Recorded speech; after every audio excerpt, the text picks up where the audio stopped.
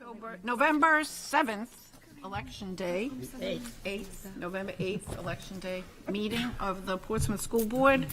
Welcome, everyone. Could we have the roll call, please, Zach? Okay. Liz Barrett. Pip Clues. Here. Lisa Rappaport. Here. Ann Walker. Here. Margot Peabody. Here. Nancy Clayberg. Here. Hope Van Epps. Here. Brian French. Here. Carrie Nolte. Here. Teacher Rep Danielle Miles. Here. And Student Rep Nick Dolan. Here. Great. Okay, could everyone stand for the Pledge of Allegiance? I pledge allegiance to the flag of the United States of America and to the republic for which it stands, one nation, under God, indivisible, with liberty and justice for all. Okay, next on the agenda is announcements and recognitions. I think Brian has an announcement he would like to make.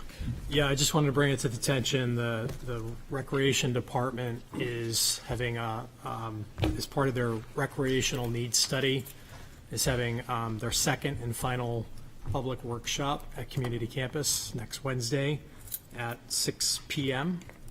So that's where they're going to engage with the public, talk about some of the findings they've had, and the whole point is for the community to weigh in and help prioritize for the next 10 years of what the rec center is going to be doing. So I just wanted to make sure people can get out there and get their voices heard. You say community campus? Community campus, yep. And 6 p.m. 6 p.m. on the date again? Wednesday, November 16th, 6 p.m. Wednesday, November 16th. Okay. Okay. Does anyone else have an announcement? I have one. I would just like to congratulate our superintendent, Zach. He was in Washington over the weekend as one of the outstanding superintendents in the country. This goes back to his previous position in Vermont. There were 50 superintendents there. He represented Vermont. Obviously, he came from Vermont. But he had black tie receptions, and he was with the Department of Education Secretary, and he was hobnobbing with some big people in Washington, D.C. So we want to congratulate Zach. This is his last event as in that role, so The reign of terror has come to an end. So we just want to congratulate you for that position, that appointment, and we're very proud of you. Thanks, you. Nancy. Appreciate it very much. Okay. Does anyone else have something they would like to say? Who would like to talk about the girls' varsity volleyball? Just really teams? quick, we get all the time emails about our staff and our students doing really nice things, and so I just wanted to share a very quick email that went to Phil Davis at the middle school, and it just reads, Coach Mark Lazaro led the PMS girls varsity volleyball team to the playoffs tonight. It was an impassioned and close 3-game match with Portsmouth narrowly losing in the end. Coach Lazaro was outwardly cool while guiding the girls through the highs and lows of the night, but when we thanked him after, it was clear by his sweat that he was also so very emotionally invested in his players. I'd love for him to be recognized for his time and attention to the team. He had never coached girls volleyball before. He was a great coach for this team. My words don't do him justice. Kindly, Elizabeth Dayan. So just when those things come through, and we do get those a bunch, I think it's good for the board and the public to hear, from not just our perspective, but from others, what the nice things that people are doing in our district. So, Thank you. welcome. Okay, I guess we'll move on. Acceptance of minutes, the October 25th, 2022 regular meeting minutes. Do we have a motion to? I'd like to move to approve, but with an amendment. Okay. With the redistricting working group was asked to make a recommendation whether we needed to redistrict for next year. And everything that was listed in the minutes talked about what everything talked about, but it never said that we made the recommendation not to redistrict, that it was not necessary. So that needs to be added to that. Okay. Great. I'll second the motion. Pip is second. Okay, did you have anything to No, edit? but no. But, But Did with you that- notice that too? With that addition, yeah. okay. Okay, great. All those in favor? Aye. Any opposed? Motion passes. Okay, let's move on to public comment. There was no sign up on the sheet out there. Do we have anyone on Zoom? No. No, we don't have anyone on Zoom. Thank you. Okay. We need to make a move to place public comment on pause, or do we have to approve that policy? I think we'd approve the policy, and then I think probably, no, but I think you're right. gonna be the We're new gonna be practice. there in a few minutes, so, yeah. Yep. Got it. Just getting Thank ahead of you for myself. bringing that up. Thank you. I can't wait. Okay, presentations. We have some presentations tonight from Little Harbors, Special Ed, and Lister Academy. So I guess we're going to start with Little Harbor, correct?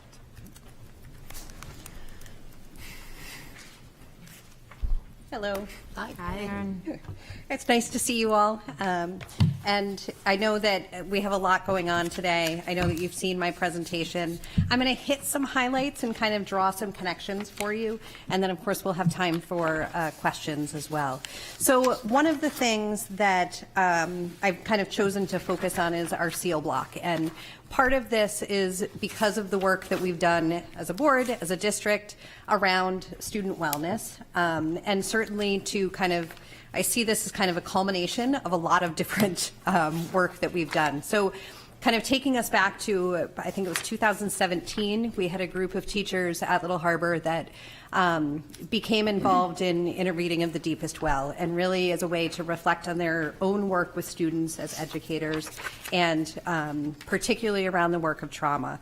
That led to some really great conversations. That group of teachers led a book group that over 80% of our staff voluntarily came into. We started some really good conversations about the importance of student connection. This isn't news to any educator, but it started us really having conversations that led with this in mind, as opposed to it being kind of an outcome that we were hoping for. And out of that came some work around trauma-informed instruction. The conversations evolved to be things like, if this is good for some kids, is it harmful for others? Really, this is what we want to be doing for all kids. So it started some really good conversations about intentionality in terms of connections with kids and the community that we wanted to develop. And part of that led to some work that we were doing with check-in and check-out systems. It led to some work that we've talked about here before with Sunrise Squad and Community Club, and really being intentional about the connections that students were making with one another, as well as with adults in the building. When COVID hit, student wellness became something that everybody was concerned about. And so we've addressed this in a variety of ways as we return to school. So when I think about the SEAL block, this is a new initiative, but it is certainly not a new idea. It's kind of the culmination of all of these conversations that we've been having as staff at Little Harbor. And so the SEAL block stands for Social and Emotional Access to Learning. We also are the Little Harbor SEALs, so, you know. And really, this is a way that right now we're using as a beginning of day initiative. And so this is something, and I say right now because I think that this is new, and there are certainly some tweaks and some kinks that we want to work out. But every student right now, their first half hour of the day is really built around connection with adults and with peers. And so students arrive, our doors open at 7:50. And SEAL block starts at 8 o'clock. And what that means is that there are what we're calling invitation groups that are led by different adults throughout the building. And every student throughout the year will have the opportunity to be involved in at least one invitation group. There are certainly students that we know need more connections, or we need to be more intentional about connections. And so those are students that we might be very much building a block around. We might be really thinking about who's that grown-up we want to attach them to, and then how do we develop that as an interest, or develop something that's really going to drive them and motivate them so that they're engaged in that first part of the day. It's a little bit of kind of blowing up that idea of check-in, check-out, which is really the idea of just having that moment check-in with a grown-up. The benefit of this is that it also allows teachers who are in their classrooms with the students who are not in an invitation group during that period of time to have a smaller group of students still focused on social and emotional learning, and doing some activities that allow teachers to build connections in a different way.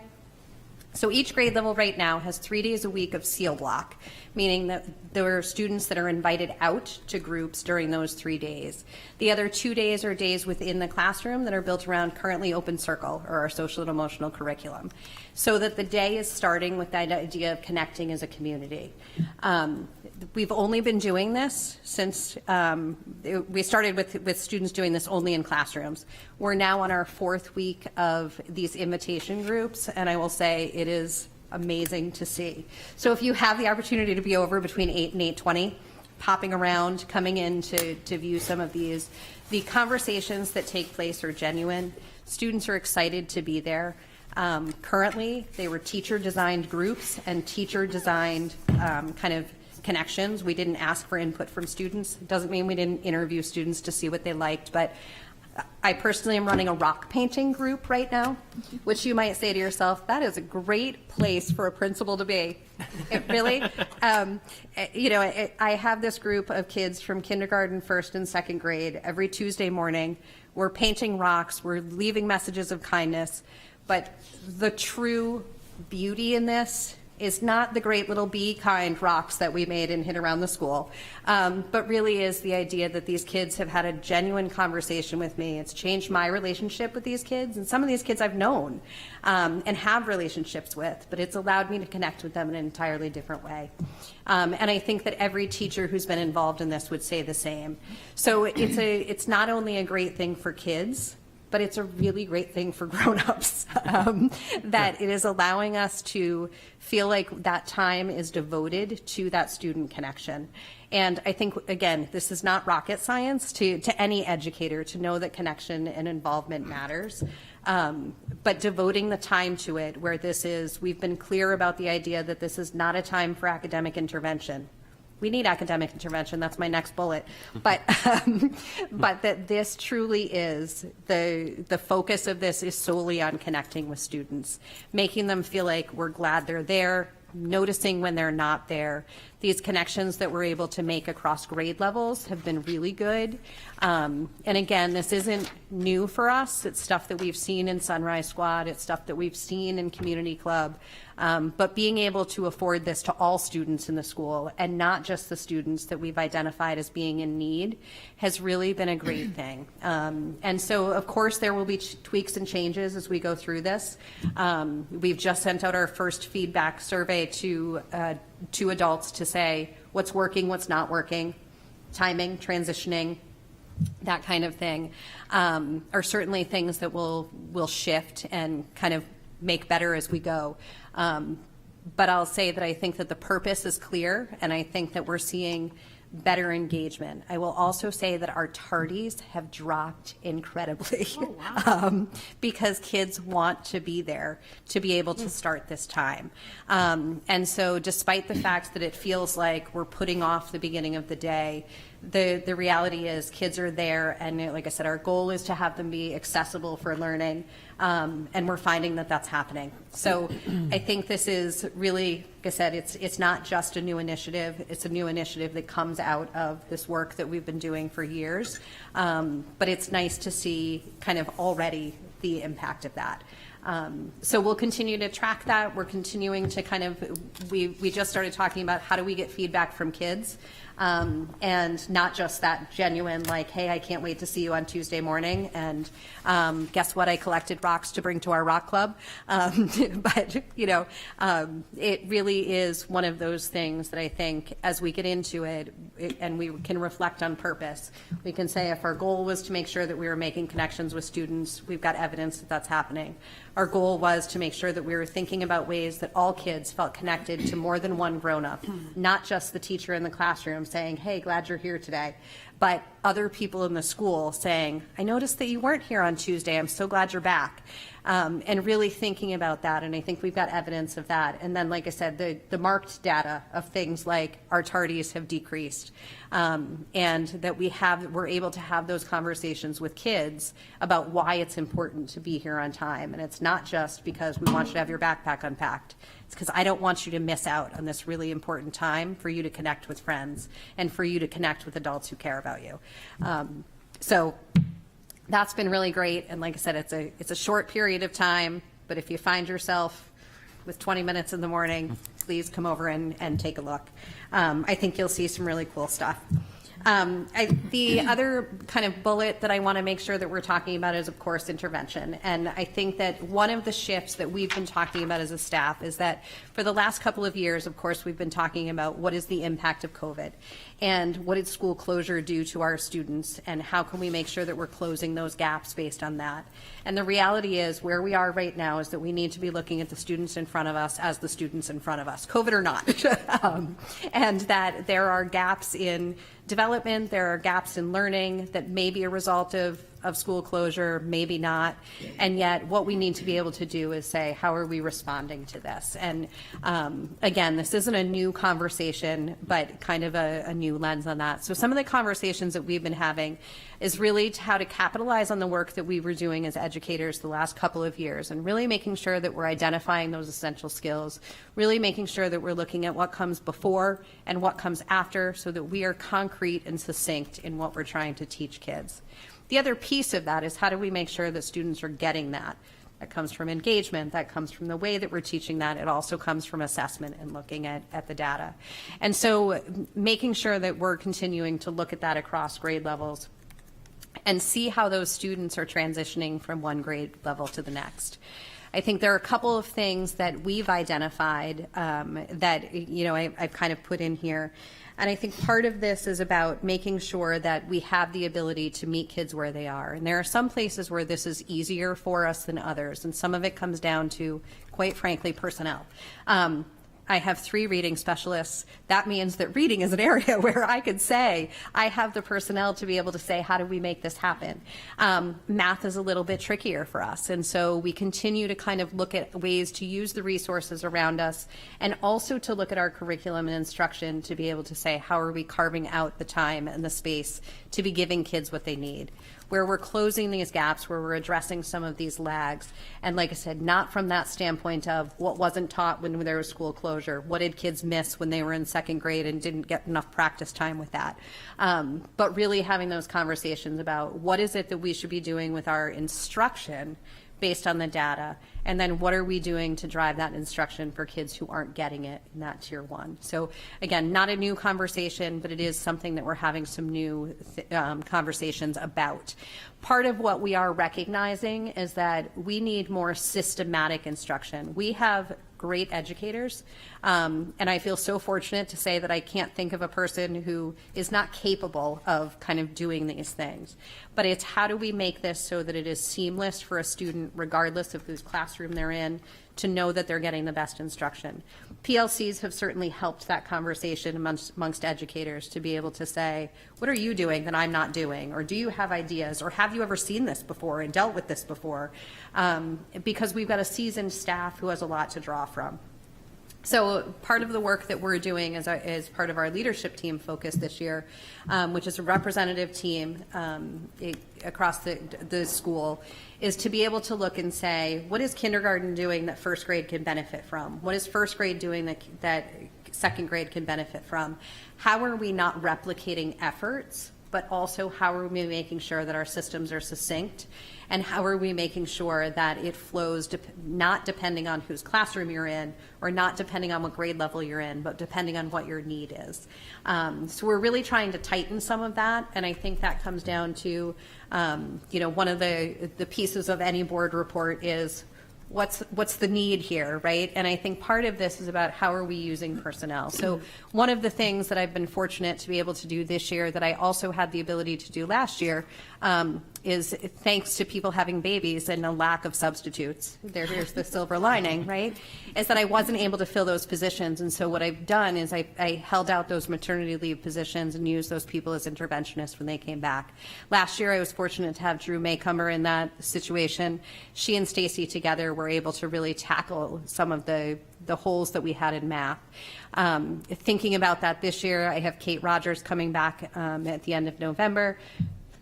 excellent primary educator that is going to be able to come in and be used in that way. So what I want to make sure that I'm doing is really thinking about how we're using staff in that, and what do I need to be able to do to make sure that I can hold on to an interventionist position in math moving forward.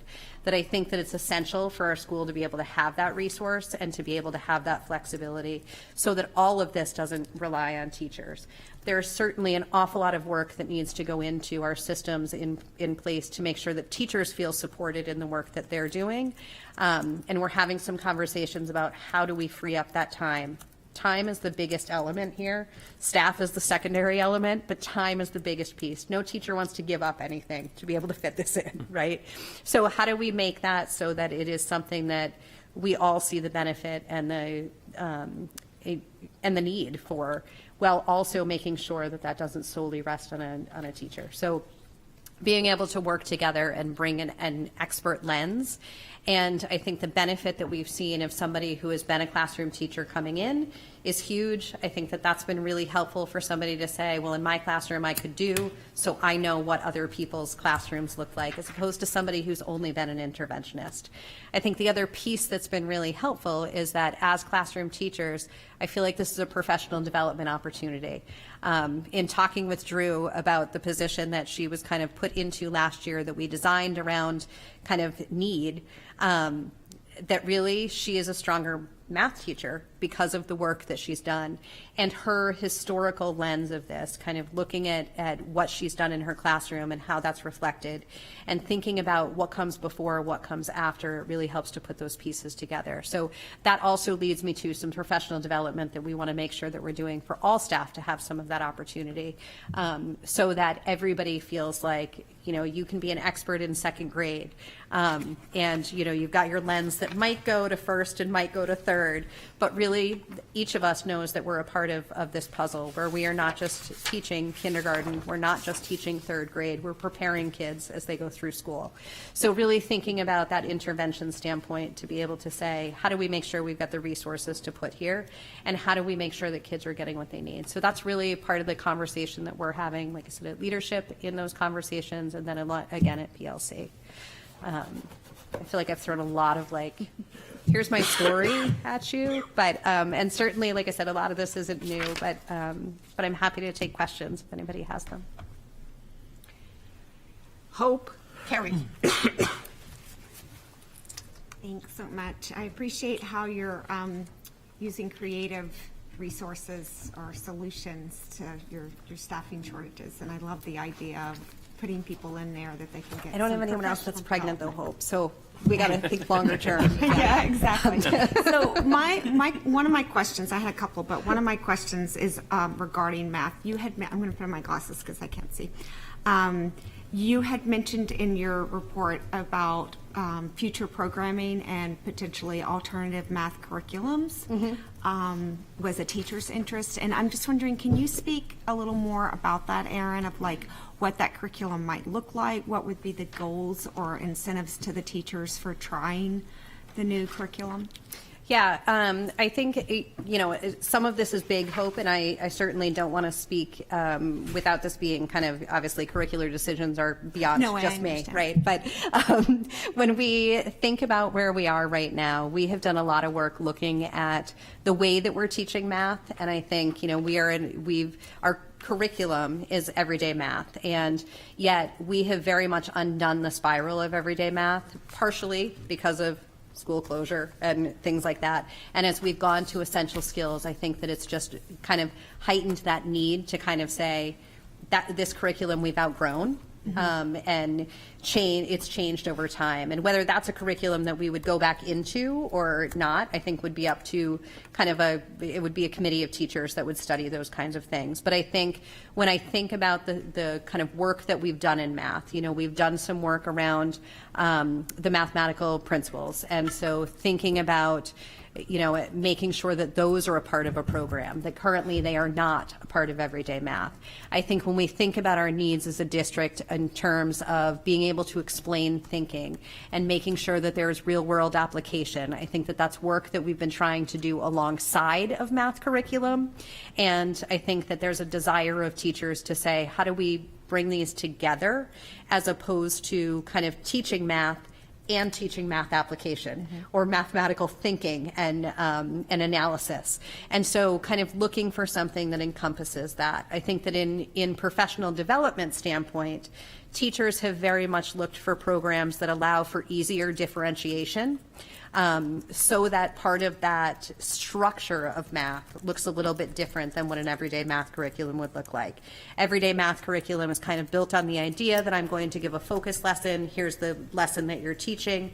You're going to go off and practice that on your own, and then you're going to practice prerequisite skills, or you're going to practice extension skills. So there's a lot of transfer of idea to idea. There's an idea that there's a spiral of mastery. As a special ed teacher by trade, I can tell you that for some kids, a spiral is not helpful. And I think that what we're finding is that a spiral that is not actually a tight spiral can quickly fall apart. And I think that's a little bit where we are right now. So we're working to try and make sure that we're using precision of language. That means we've got to have vocabulary built into this. And we're working to make sure that there is that mathematical thinking. We're doing some of this work with, 3-act tasks and really thinking about how math is incorporated in terms of that thinking. So like I said, that application piece is something that I think teachers would say is a need as we go through this. So it's not something that I think is a decision that we're making right now. I think as we look at this, what we're doing is kind of using everyday math as a framework and really trying to make sure that we're building out and supplementing. But I will say that over the last few years, what we've found is that we're doing more supplementing than we were. And so that leads us to the idea that it's time for us to be looking and saying what is a better fit for us. So that's where I bring that up. And I think that that's something that as elementary principals we've talked about, elementary staff will embark on that. And whether that decision is next year or 2 years from now, I think would be up to a committee to decide and analyze and look at. But that's some of what we would hope to be looking at. Thank you very much. I appreciate that. I had a couple more questions, but I'll pass it to Carrie, and maybe they can come back to me if we've been around. Carrie, thank you, Hope. Carrie. And if you don't mind it, Erin, I just have one clarification for Nancy. I know we had talked about sort of just where we have 3 presentations tonight. The questions are really under the scope of the report, correct? And we stick to that. Okay. Yes.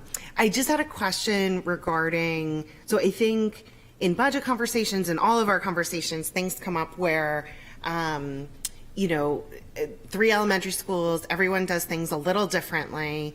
And I think hearing about the SEAL block is so wonderful, and it sounds like it's been such a great fit. But part of what you described was that it's such a great fit because of the energy around the training, the teacher, the staff energy, right? Because it was sort of internally created. And this is such a big picture question. So if you punt on it, I totally understand. But there's a piece of wanting to have consistency across the district, and then really supporting teacher innovation. And I feel is that something you see could, as an example, be successfully go to other elementaries, or is that something that is successful because of the energy of your team? Yeah, I think it's I have to give you my opinion on this, Carrie. Yeah, but, yeah. You're safe, first of all. Nobody can do the SEAL block because we are the Little Harbor Seals. I see. But I think the reality is when we think about this, what I want to echo is that this is work that we're doing around this goal of student wellness. And I think that is consistent across the 3 elementary schools. How we might attack that and what we're doing to support that social and emotional development and really to create those connections, I will say might look different. But if you asked Kate or Joanne that question, they would also be able to say, here's what we're doing with that, or here's how we're making sure that we're focusing on that. And like I said, the initial part of this that happened, like I said, back in 2017 out of a PLC group, passion group, deciding that they wanted to focus on this thing that kind of blew up. But the energy comes from that, right? And the buy-in a little bit comes from that. But a part of this is also work that we have done across the district. So everybody has gotten work in trauma-informed schools, and more than one book group has read The Deepest Well, or, you know, and been exposed to things about ACE scores and positive childhood experiences and how we're combating that. So I think that the element of how is certainly unique to Little Harbor, but the idea of that kind of energy around the emphasis on student connection and social and emotional wellness is not unique to Little Harbor. And sort so of that's where it's like the same but different. The objective is the same, right? Yeah. I think I just heard the lateness, addressing lateness, and it's really terrible to get my child to school on time. So I was like, maybe that's a good, no. I really appreciate. In my house, Carrie, I might use that as a bullet on, you know, Wednesday mornings. You don't want to miss the bus. You're going to miss your seal block. You know, it's a day my kids will never miss the bus. So, you know, if you want to pretend there's the seal block, I won't tell your kids. But I just want to say, I do think it's like a fundamental question, because I think as a board, Yeah. I've definitely seen, before I came and now in sense, there's been this ongoing conversation about to what extent at each of the elementaries should it be, how unified should the programming be? You know, and where is that, and should it be completely unified? Is it completely independent? And I think it's going to be on a sliding scale someplace, because there is a loss that I think you're keying on, which is when we talk about with students all the time, student voice and choice, and how that empowers students around learning. It's the same thing for staff. Like when you are committed to a certain concept, you help develop it, then you're more engaged in what that is. So I think it's a really interesting question, and we've been having some of this conversation, right? We haven't resolved it, but we know what some of the public conversation's been, and we know that especially when it comes to someone hearing about, wow, that's a really cool program there. My kid Why doesn't don't go I there. have it? Yeah. I love that program at my place. We're not going to be able to replicate every single program, and if we did replicate every single program, then it would be done by a group of people who are like, well, this wasn't our thing. Totally. And we're doing this thing that we don't even fully understand because it wasn't ours. So we are having this conversation. I think it's going to be interesting to see where it goes. And we want to be respectful of absolutely that the outcomes should be the same. Right. And then, how much narrowing do we want to have in terms of how much flexibility people have around the how? And I think we're still having that conversation. Yeah. No, do you mind if I just respond to that? No, go ahead.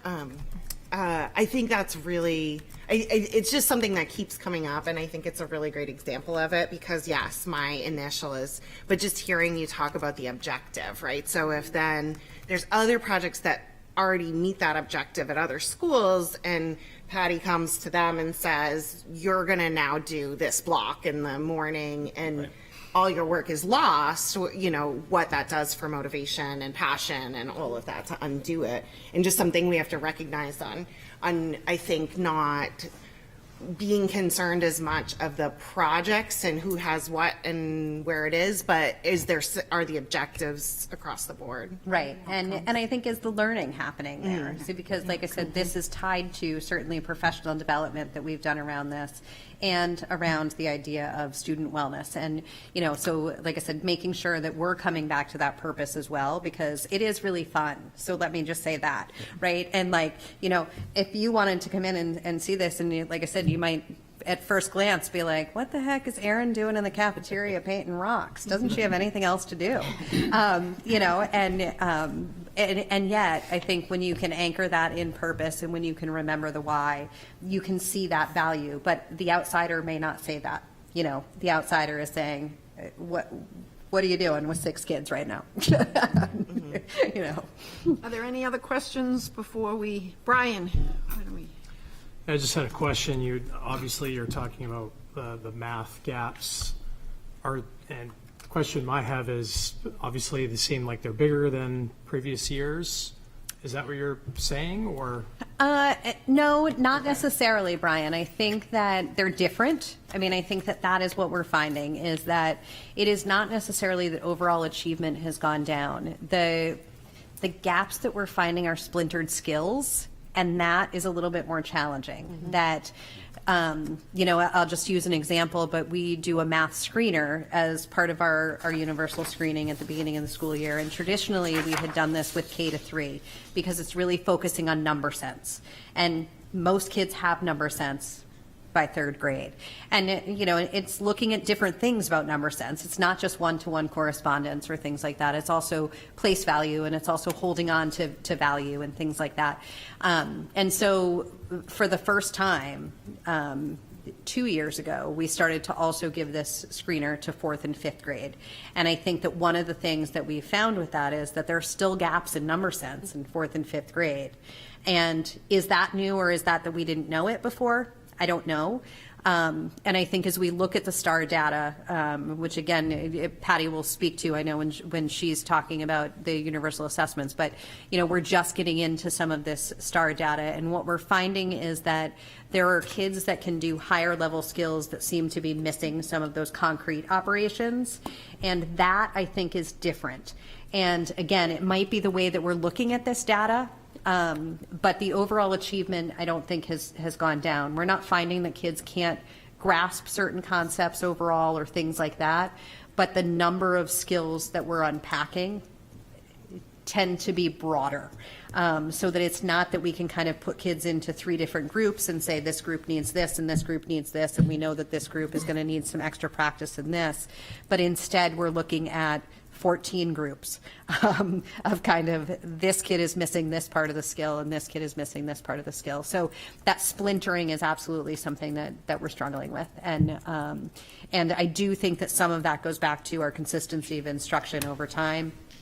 And I think the lack of time in school and practice has kind of compounded because those upper level kids, our students who are now in 5th grade were really splintered at a time where they were looking at application of skills. So that concrete piece of things may not have been cemented before they moved on to that application. So it is something that I think is, as I said, we can't constantly go back and say this is because of COVID, because who cares what it's because of.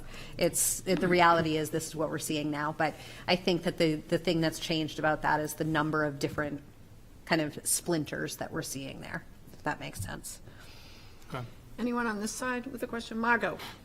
Thanks, Erin. I saw on the report here about future initiatives, the question of many teachers wanted to explore writing. Is that a K through 5 wanting to change the way writing is taught or wanting to incorporate it more such that, I'm thinking about from budgetary, are we thinking about it's a professional development? Is it a resource thing? Could you just tell us a little more about that? Yes. I think the reality is, and again, I think this comes back to some of the conversations that we're having about how not only how we're teaching writing, but how kids are expected to use writing. And, some of the conversations that we've had, over the last couple of years, I would say that this comes up, is that we want writing for purpose. Writing for writing's sake is lovely and wonderful, and we want kids to be doing some of that. There is value in writing a narrative story because what you're doing is telling your story. But there is also writing that we want kids to be doing about their mathematical thinking. And there's writing that we want kids to be doing to be able to share what they're learning in science. And so writing across purposes. And what we're finding is that kind of the writing unit of study is focusing on that unit of study. And, our units of study are kind of not meeting the multiple purposes of writing. Okay. And I think teachers are doing some reflection and rewriting and reworking of some of that. And then there's also this piece that that we're going back to of how much practice and time are we giving to writing, and making sure that kids have ample time and access to some of that. And so, kind of exploring some different ways to do that. So I'll say that one of the professional development opportunities that we've got teachers exploring is something called the Writing Revolution. And part of it is a systematic way to integrate writing into other units of study and really be thinking about how you're teaching the structure of writing as opposed to teaching the writing unit or lesson.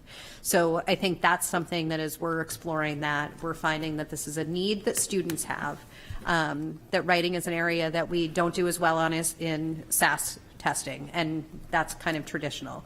That we're finding that, kind of across the board, writing stamina is lower than we've seen in the past. I think the physical act of writing is something that we're finding is trickier for more kids. Having a conversation with first grade about letter formation and the amount of practice they feel like they need to give to just simple handwriting kind of things. So I think this goes across the level of development and how are we addressing that need. And so, like I said, it's kind of a conversation that's about professional development. It's maybe about our structures and supports, but it's also about what's our purpose.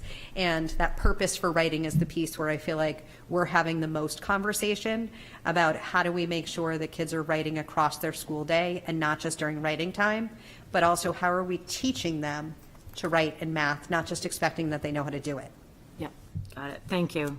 Thank you. Okay, Hope, how about one more question? Okay, and then Lisa Oh, had one. I'm sorry, So Lisa, you're I didn't gonna see go to your hand Lisa up. No, first? Lisa, go ahead. This is maybe, it's not something you directly addressed in your memo, but I was just curious about how that's going this year. You had started doing guidance as a UA as part of sort of the wellness and social emotional piece, and I was just curious, is that happening more, or can you share anything on how well that's working or sort of where that stands? 'Cause Yeah, it I'll sounded say that. cool that in the beginning. Yeah. Well, and again, So it I'm goes just back to that curious. idea of how are we addressing student wellness, Lisa? And you're right in reflecting on the idea that last year we did have guidance as a UA for K to 5, and it was one time a week as part of our related arts rotation. We've scaled back on that because of the way that we're addressing student wellness in other ways. And so Gotcha. that, again, is just kind of one of the things that that we've kind of reframed.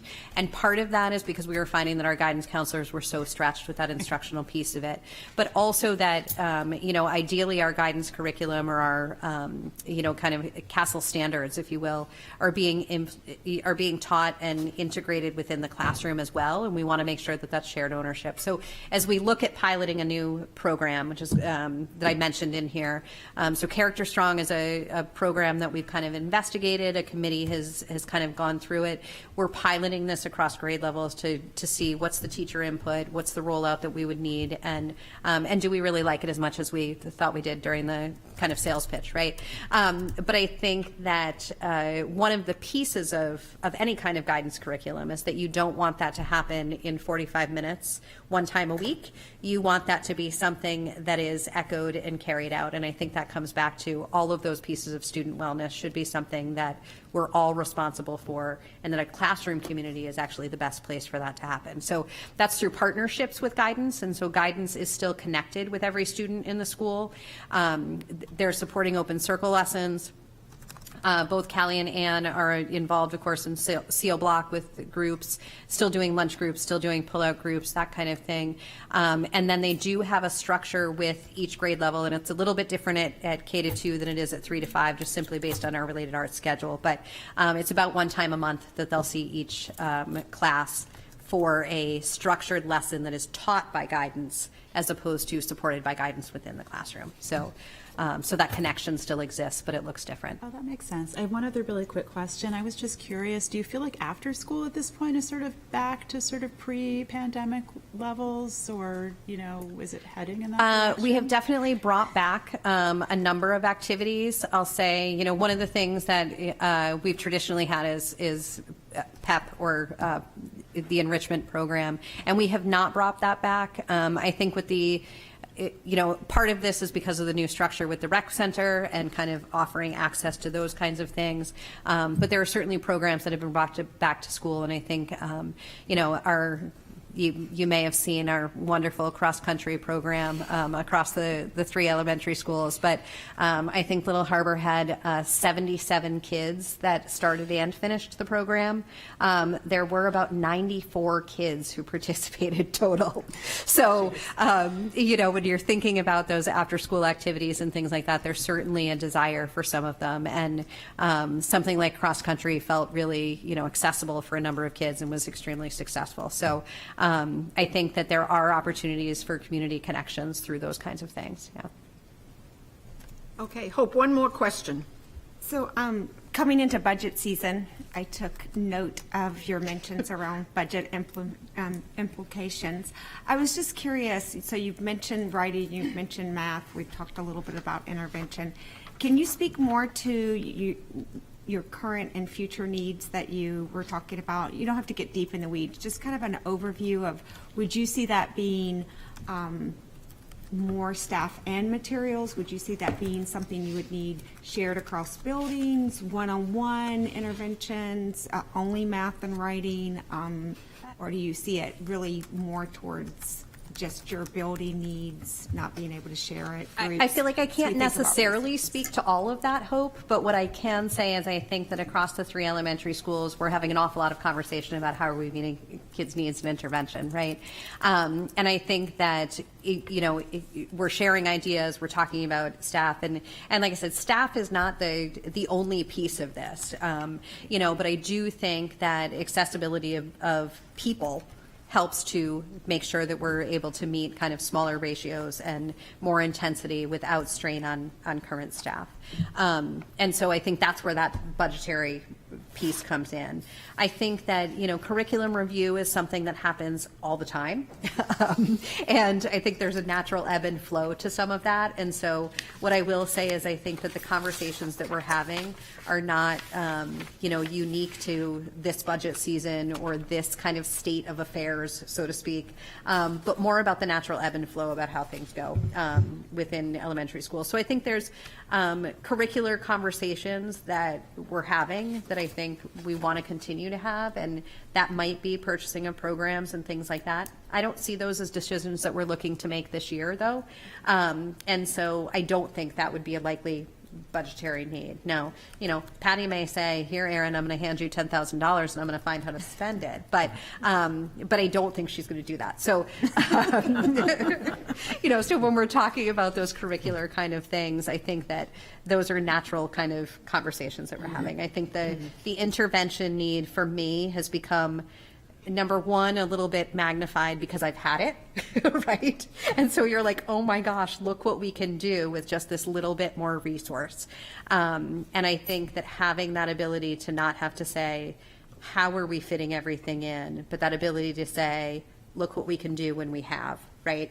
And so that's the piece that for me, I think has been a little bit of a silver lining, like I said, of having to be creative with the way that we filled these staff, and then being able to say, but now I've got this person that I can devote to a particular cause without taking away from something else.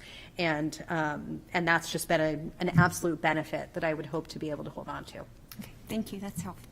Okay. Erin, thank you. Thank very you. much. Thank you, Erin. We appreciate it. That's the assistant principal. Next, we have our special education report. Hello. Jeanette Sowler, Director of Pupil Support, for those that have not met me in the past. I reached out to all my coordinators whenever I do this report, and the number one thing they all said is say thank you to the board for supporting the additional staff. So I made that my first bullet on the report. We have certainly seen the professional staff that we added. We added some occupational therapy time. We added some speech time. We added some case managers, and BCBA that we had been trying to add for a long period of time, we were actually able to hire. And professional staff-wise, I have certainly heard that feedback as we started this school year, that everyone felt they started the school year in a very positive manner with our professional staff members. So that came from several coordinators across buildings. Thank you for support of those additional staff as we started our school year. I gave you a whole bunch of information, a whole bunch of numbers. I'll allow lots of time for questions, but I did want to point out that kind of the opposite side of starting out well with professional staff is we've really struggled to hire paraprofessional staff and our paraeducators. And so we're at an all-time high when I wrote this report of 20 open positions across the district when I wrote this. And I actually yesterday had I hired someone, and I can say that we now have 19, And yet today we had another leave of absence necessary, so we're back to 20. And so that's how it's been this school year, and that's how it's been actually the last 2 years previous as well. I believe the low that I've had in special education paraeducators was 12 open positions across these last 3 years. And like I said, we're at our high right now of 20 paraeducators working in the field of special education, particularly with our high school facing the most impact currently with 8 staff members lacking at the high school. I put information about the increases of referrals and the historic information where we certainly have seen a bump in the referrals for special education and the evaluation processes that we've been conducting across these school years. And then I also noted transportation concerns, and you can read those. That is not specific to special education. It is not specific to our district. It is not specific to our state, and it goes across the whole nation. And it really comes down to driver shortage. It is not for lack of trying on the parts of our companies that we work for. We meet with them. We problem solve. Myself and my assistant in the office look at maps and say, oh, if we, you know, they have computer programs that do this, but sometimes we know the traffic circle makes a difference, and we say, oh, let's do this instead, and they try it out.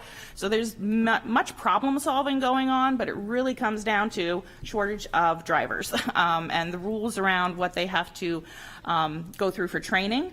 We hear sometimes that they have started training and they promise us, oh, we'll have our third route, and then something happens where the person doesn't finish that or doesn't pass an exam, and it boils down to there's no one there to drive the bus. The buses and the vehicles exist. The drivers are the shortage problem across what we're experiencing in special ed, what I know regular education is experiencing, and what I'm hearing from special ed directors and superintendents from this entire area. I also wanted to point out, you know, when you talk about budget, and I know that's always what we'll be talking about soon enough, I do start to look at what the needs are and the increases that we are seeing when I looked at those referral numbers historically, and then when you look at the IEP data that I present at the end, we are seeing upticks in numbers and upticks in general needs. Even you can say a student's on an IEP, but then you also have to look a layer deeper on what types of services are they requiring and the intensity of those services. And that's not reflected in any singular number. That's my staff saying the students have more intensive services. They're needing not just a reading support for 30 minutes once a day. They need reading, they need math, they need social emotional support. We need our BCBA involved. And so those levels of services are not reflected in these charts, but that's what I'm hearing anecdotally from staff and what we could run reports on, and we do as we begin to look at what the necessary staff are moving forward. We're starting discussions with coordinators. I meet with them once a month, and then I meet in smaller groups depending on what the needs are, of what kind of district designs might we consider that could better support needs. One of the things we've talked about is some kind of individualized tutoring models at either the middle and high school for particular needs that arise, but also we're having times when students are coming to us maybe with an IEP and we need to move to a placement, but we have a gap in time because those processes take time. We need a tutor to provide intervention in the meantime. We've had medical reasons that students are out for medical or mental health reasons, and in order to come back into school, sometimes they need some time to catch up, and we would need tutoring in place. And there, again, lack of staff to do that tutoring. So could we create some kind of system that we have something built in place with some staffing that exists is one of the things we started talking about. We've also started talking at the elementary level of, do we need some more intensive programming? Portsmouth has always been super inclusive, and that is something that we want to keep in place, but we also have a high level of need that rather than looking to out-of-district placements in some or tapping the resources that exist of our special education staff, could we do some more intensive programming in district? And we started having those conversations of internal staff, but then also some agencies that we work with. Constellations and Birch Tree both are agencies that support students with autism and intensive behavioral needs. We've started talking about, could they train our staff, or could we model a program that they support staff and a regular consultation basis to create a program internally. And we're starting to see that the numbers are at a point maybe where we could appropriately staff in district rather than look out of district in some of those cases. Going under the other column, I just put some financial notes in there, including our IDEA grant. That's our federal funds that come to us. Put some historic data, and we are seeing a slight decline. The Department of Ed in New Hampshire had a recalculation. The federal level said they were doing some calculations wrong, and as a result, we've had a slight dip in our funds, and I would expect that that would continue in that same range. So that just means that the items that we have in that grant, we might need to look at doing through district funds moving forward. If it stays pretty steady and our costs generally go up, we're going to need to look to district funds to help cover that. And I did make a note about enrollment at St. Patrick's Academy. That's our only private school in district, and there's rules around the way that special education supports that, and we take a number every year. October 1st, I say, what's your number of students that are eligible for special ed, and I've seen that gradually going up. When I first started, actually, it was 0. They did not have any students that were eligible for special ed attending, and it's ticked up slightly every year, and it was a high of, on October 1st, when I asked this year, they were able to provide me information about 16 students that, if they were in public schools, could be eligible for special education. And that affects how I run a number and provide some supports to that school with those federal funds. Provided all the information of the chart that I give you every year. I included last year's numbers for comparison's sake this year, but I did want to allow an opportunity for questions because you guys usually have some, unless I give you everything you needed this year. Do we have questions? Carrie? I always have questions. I know that before we had talked about, and I'll probably just keep bringing it up, the Medicaid reimbursement for services being so low, and the idea of like having an external, provider that is partnered with the district. And I loved how you talked about sort of the out-of-district placements as like maybe we're reaching that threshold. And so I recall you talking about that with sort of the external clinical partner as well, that at some point we'll reach that. And I'm just curious for your thoughts on that. So to speak to Medicaid, we do have a person that we work with to work with us on getting the Medicaid orders. With the changes that were occurring with Medicaid, that became a new part of the system, is obtaining a medical order, and it can only be done by a certain level of medical provider. And so we have continued that, and we get our medical orders that way. The changes to the system continue to impact our overall reimbursement, meaning that there's some things they just completely cut out. Guidance counselor services were cut out because it's not medical, it's only educational. However, we hired, for example, a social worker at PMS that is able to bill for her services because social work is done under a license that is considered appropriate in the Medicaid field. So we've gotten better about understanding the parameters that we're now working under with those Medicaid changes and addressing those. As far as we're always looking at, and the BCBA, and adding one was one that we looked at what point where we're contracting out to provide the appropriate services, that it made sense to hire our own second internal person. And so we're always doing that with all the positions that we look at. And in district versus out of district, those are certainly individualized decisions of the student's particular needs, but we're starting to see some commonalities as far as could we provide a resource in district with some additional training or additional layers of support internally, and that involves many, many things, including space in a building where we could accommodate a program, and then the staffing that's necessary. When we're talking about out-of-district placements, many times it's 2 to 3 on one student, depending on the level of need. And so we would have to make a commitment to look at all the factors that go into supporting students with the high intensity that we generally look at when they're being placed in an out-of-district placement. But we're starting that conversation, and it's come up organically as we've had student placements. Anytime we have a student that's in district, that we start that conversation of moving out of district, the staff don't want to give up the student. If I'm they are committed to the student, they want to support the student, and it really is what else can we do when we keep trying? It's at the point where we feel like the student needs more that we start looking out, and staff always are hesitant to do so and want to provide the supports in district. So now we're starting to say, what could we do as an extra layer before we start having those conversations? Yes, one follow-up to that. Any other questions? Pip?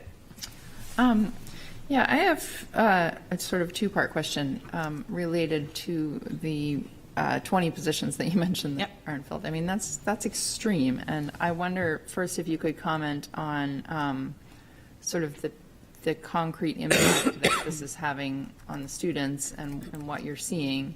Well, why don't I'll let you answer that first. and then So extreme and common right now across districts. So I was at a director's meeting and everyone were in the same boat of, we're talking 10 to 20% of their paraprofessional staff unfilled. And that was common in all the neighboring districts that we meet with as a Seacoast. So it's an impact that's being felt in the area. And honestly, there's some robbing of staff between districts. If I can convince a Rochester para to come to us, I will take that para. And we have this open conversation with our directors meeting of, oh, you stole mine, I stole yours, and we'll call it good. There's swapping going on. The impact, for example, at the high school is when we've had paraprofessional support on IEPs, let's say in an English class, it means that we're looking at which English classes students need to be assigned to provide that paraprofessional support, which then means greater numbers of students on IEPs in one class to create that compliance. It means we're being creative in, okay, what part of the science class does the para need to go to? Is it the note taking? They're going to be in there for 20 minutes, help take the notes, provide the notes to all the students in that section. And so it's making a work burden on the existing paras that is creating a stress level that then impacts it greater. So it is kind of a cycle that we're in that's not a good one, and we are hopeful that we can come to some solutions, but thus far, all of our advertising efforts really haven't. The times we've been hiring have been personal connections of someone hearing that someone's niece is there and they give a phone call. It's not been through our advertising. It's been through personal connections of who knows someone, and then you make that phone call and bring them in for an interview. It's been people that have already worked for us that we're bringing back, saying, can you come help us out at this time being? So our advertising efforts have not helped. It's been really word of mouth, people knowing each other that have gained us the ones that we have hired. Okay, thanks. The second part of my question is, you answered it a little bit with what you said about advertising, but I wonder, I know maybe it was last year, I can't remember exactly when we did it, but I know we increased the pay for substitutes, and I don't actually know whether that had an impact or not. But I wonder if with 20 positions open, would it make sense for us to raise the pay, what we offer for pay, and maybe be able to hire people who are overqualified for the position and compensate them appropriately, if there just simply aren't these people available to do it? Yes and yes. So I think there are, neighboring districts have raised pay, done bonuses, and have seen a slight increase, but not to even fill the positions that are existing, is what I have heard. We are in a year where we're going into negotiations with our paras, and certainly that's going to be a conversation. We have talked about short-term things informally with the para group, as far as what we could do to incentivize, if I'm getting that word out correctly, incentivize hiring. I have heard also negative things that come with that. For example, hiring bonuses, neighboring district did it. People stayed 30 days and left after that because that was when they got their first check. So I guess I would say open to ideas from anyone that has them. If you know someone, I've tried to make things easy by doing, and Zach was great about pitching my little, just hit this QR code and it takes you to a place where you just put your name and I'll call you. And like, don't even fill out the application if that's too much. And it really generated nothing. So if you give me a name and a phone number, I will call them. Or one of my coordinators will call them. And that's really been what's been successful when we have hired people. Okay, thanks. Ian. I wondered about the behavior situation. Do you have enough of the paras that are behavioralists?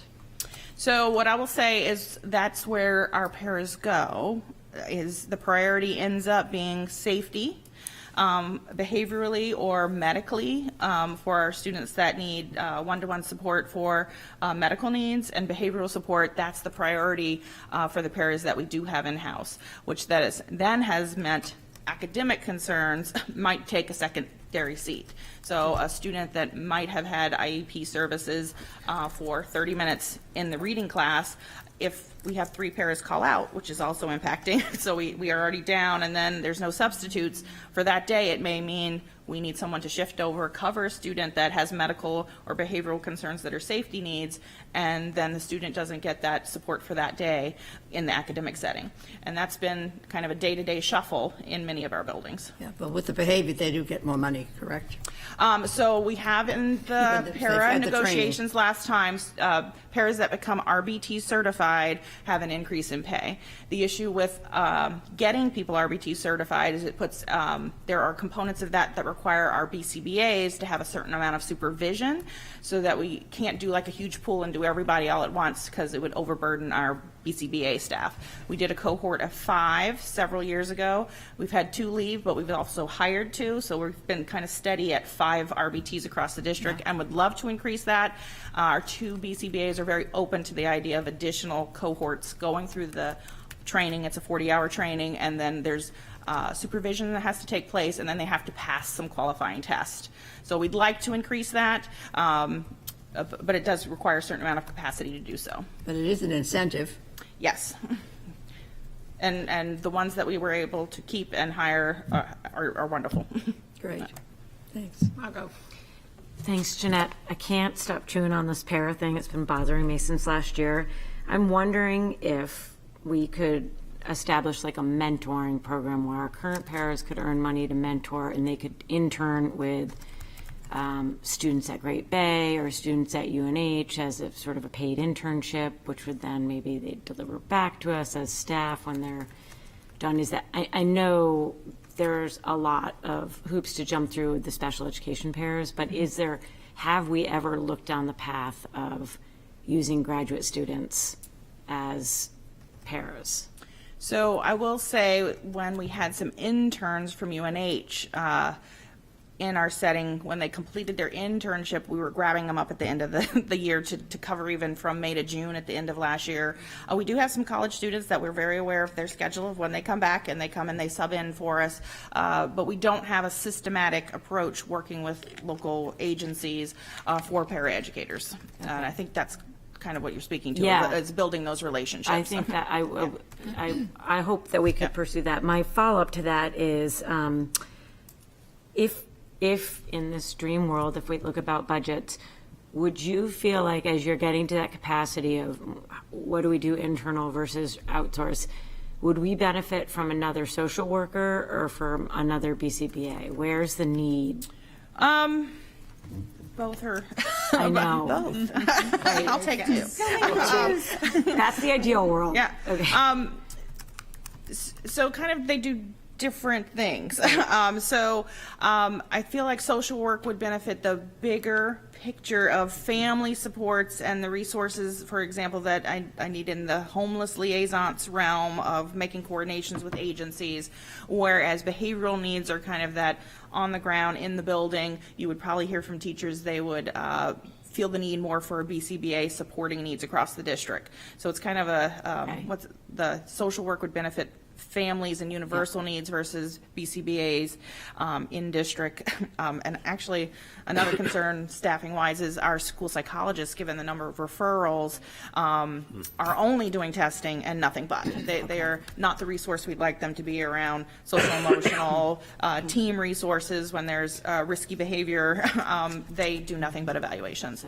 So that's another component that could be looked at as an additional resource. Okay. And then my third very quick question was, if we can't get a full day para, as we're looking at these IEPs are on the rise, could we consider the model of using like almost like a tutor scenario in our Success and Flex blocks, where we could have the IEP kit? I know, again, you're identifying a group, which is not ideal, but if there's a place that we can only get them for a couple hours, rather than changing the schedule and clumping all of them together, could we consider utilizing that?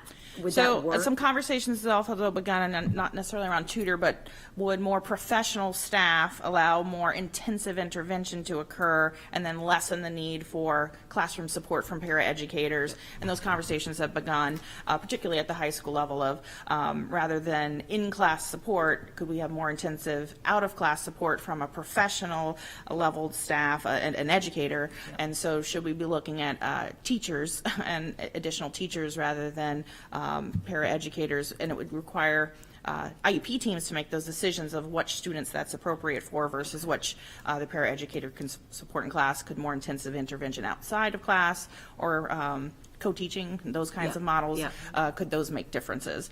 So beginning to have those conversations due to need, but sometimes that ends up coming up with great solutions of different approaches. Okay, great. Thank you. Anyone on this side? Hope, Kerry? So I have a couple of questions, Jeanette. You alluded, or you answered part of it in just your last answer there. Because this paraprofessional, I was on the paraprofessional negotiations with you. You know, I'm not sure that we're going to solve that problem, and I'm going to tell my age here by saying that I remember when paraprofessionals were it was developed. You know, the position itself out of creative solutions that was needed for more support for teachers. So I'm just wondering, can you talk a little bit more about what conversations are happening amongst paras, amongst special ed people like yourself around prevention supports so that we can maybe lower the IEPs and lower the needs for paras, or rethinking this para role?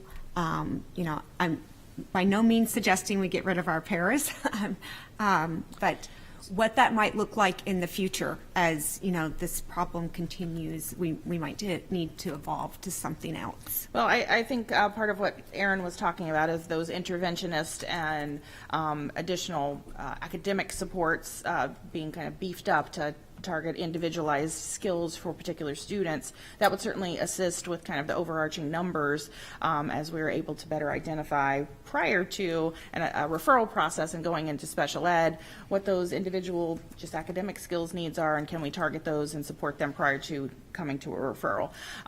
As far as paraprofessionals' role, it's semi-defined by law. They can support, they can collect data, they can do interventions on a behavior plan, but they're not allowed to do direct instruction in place of an educator.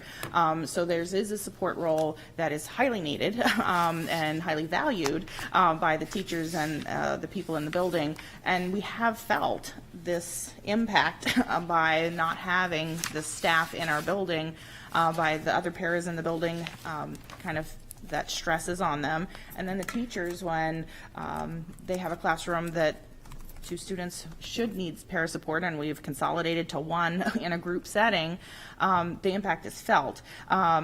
People are being reflective, but I don't know that we have answers yet. And again, in networks of people that are having the same ideas, and some of that talk is a different view of professional staff and the need for additional professional staff if we can find them as well. Because we are fortunate, when I talk about our professional staff being filled, it is not the case in neighboring districts. There are many districts that are struggling to fill their professional staff roles as well. Well, it's encouraging to hear those conversations are at least happening. I always appreciate you providing numbers, and I know you have many numbers that you don't provide. I was curious about the population at PHS of IEPs. It's about 15% of the population based on the numbers. Generally speaking, in the state of New Hampshire, since I've been here, it's ranged between 15 and 17% in the state of New Hampshire. Okay. And then our numbers have steadily gone up. When I first started here, it was right above 15%, and we were at 17% last year. I haven't run the percentages this year, but 15 to 17 would be what I would expect across most buildings. Okay. Yeah. So and so that's within a statewide. range that's statewide. Okay, I was trying to figure if that's high, if that's average, where it falls. And then I'm just curious, do you see students kind of staying with their IPs through graduation, or do you see any roll-offs? Are you tracking that by grade? Are you tracking it annually, that we can see any trends of, like, is there trends within the school year of where times might pick up for more IEPs rolling on? The IEP law requires that at least every 3 years we have to do a reevaluation to determine if a student is still eligible or not. Historically, nationwide, statewide, students being dismissed from special ed is very low. And the most common occurrence, and this is just me anecdotally speaking, is at the elementary age around things like speech therapy. A student that is only identified with a speech language disability with some intensive speech language disability supports may then be dismissed from their speech therapy, and that's historically across everywhere. The most common category to then not to be eligible again. We do have some students that have such interventions that they're at a level that they can move to less intensive supports, maybe accommodations through a 504 plan, rather than direct services for reading, writing, or math. But those numbers are very low, particularly once you get into middle and high school. Right. Okay. Thank you. I appreciate it. Just wanted to add to the first thing you were talking about around, I know in some of the forums I was part of that Nancy was talking about in DC, one of the conversations is this conversation about paraprofessionals and whether or not, I think people have been waiting for like, well, COVID's coming to an end and that workforce is going to come back. Yeah. And some of the dialogue is that structurally just gone now? Mm-hmm. And it's never coming back. In terms of the way in which the positions are paid, structured, mm-hmm. who we're looking for, how we're trying to recruit those people. Is that a resource that, because everybody was dealing with it around the country, and is that a resource that's never going to come back in the same way? And if so, and now we're a couple of years into this, is it time to start redrawing lines in a big way about how we think about delivery of services? Thinking out of the box. Yeah. Thanks for that. Carrie. With the increase in out-of-district placements and those numbers, do you think or think it's either a contributor or cause the lack of paraprofessionals and that shortage of where if we had the staff and could hire everyone, that it wouldn't have resulted in an out-of-district placement? I would say no to that, actually, because our students that are going into out-of-district placements we have exhausted every resource in district, including many times a one-to-one paraprofessional that is very highly trained with a very supportive staff. And the numbers that are in that out-of-district private charter school, the out-of-districts have upticked slightly, but it's also, I included in that number the students that we have on plans in our private school and then our students at charter. But there has been a slight increase in our out-of-district numbers. But I do not believe that is a direct correlation to the lack of paraprofessional staff. Again, students with that level of need oftentimes have a one-to-one, in some cases even 2-to-1 staffing prior to a decision by a team that we can no longer provide for their needs and meet their IEP and provide them FAPE in district, so we have to look for something more intensive out. They would generally have that level of staffing prior to. Thank you. Okay. Well, Lisa, did you have a question? Just a really quick one about the busing piece. Do you have a lot of kids that have mandated limits around transportation, and are we managing that? I mean, so meaning as part of their sometimes they're not supposed to be on transportation for more than a certain amount of time, or they're supposed to have an aide. I'm just curious, how are we managing all of that when we can't? So that get has to the factor buses? into the routes. So there are Yeah. students that, due to even a medical need a short trip, or a behavioral need can only sustain a certain amount of time. That is written into IEPs, and when we do the specialized transportation, that would be a reason that, for example, a bus might be only to pick up one student, take them to their location and back, which then, of course, adds to the time of other students and the lack of drivers to do multiple routes that are specialized in nature. And is that going up sort of along with the behavioral issues that we're sort of seeing during the school day? Meaning, have we seen an increase? Or kids who need transportation support? I haven't seen a giant increase in that. It's been fairly steady. However, we have additions. Our preschool students always need transportation when they first come at 3, and those, as they turn 3, we're obligated to provide services, and those just are by a birth date. And if we add 2 or 3 in a week, the transportation company is saying, you're just expanding your times, we have 2 drivers. So, I mean, it's just a simple fact. There's 2 drivers with 2 buses, and we got to squeeze in everyone on those routes. But we do have to make, we would not jeopardize a student's health or safety in doing so. So if they need a quick ride, they're going to be put into that route on a quick ride, but then that affects everyone else with the limited number of drivers. Okay. Jeanette, thank you so much. That was really Thank you, an Jeanette. interesting Thank you. presentation. Okay, next we have the Robert J. Lister Academy. Steve.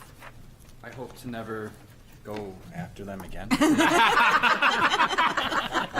I think I've met most of you, at least through email. Steve Kazanowski, enjoy trying to pronounce that. This will not be as...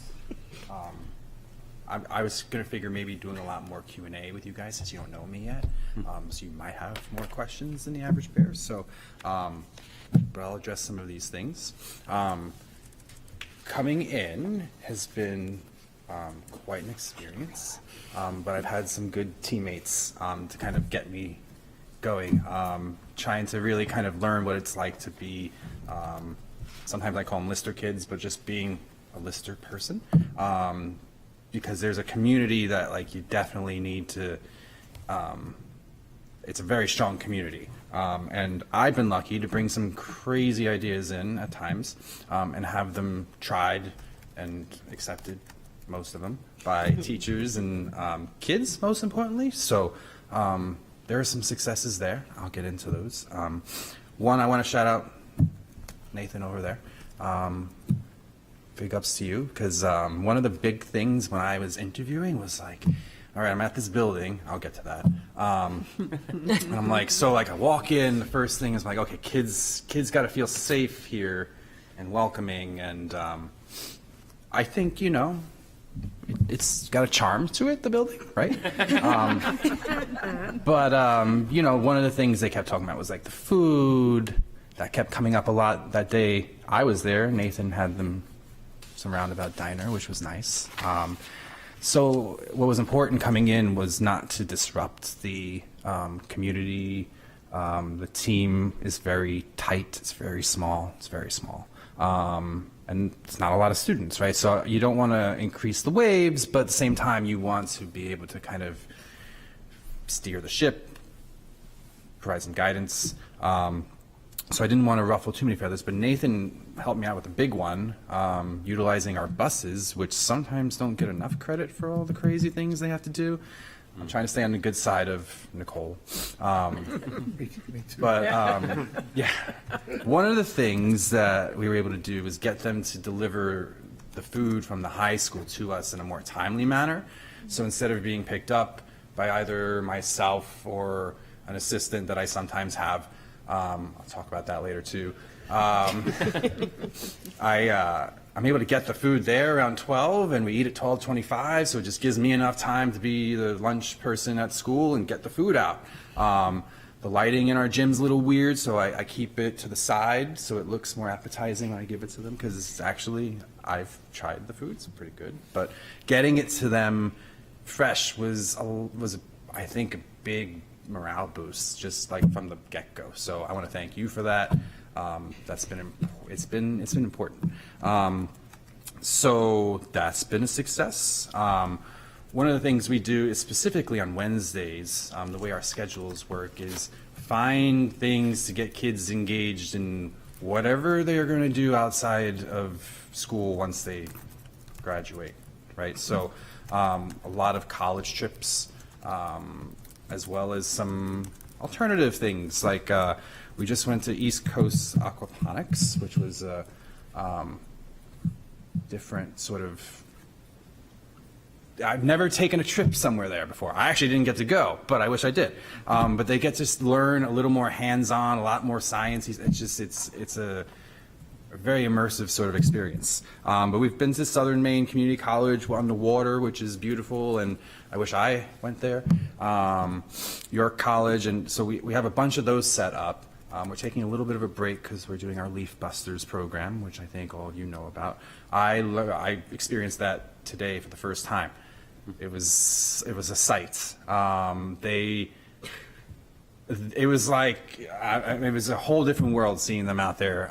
Most of them taking charge in ways that maybe they haven't done before, having conversations with each other to try and problem solve, jumping in the leaves together and maybe setting us back a little bit of time. But, and then when we come back, back into some of those trips, but also want to start doing some resume writing and start getting out to do some different kinds of visits.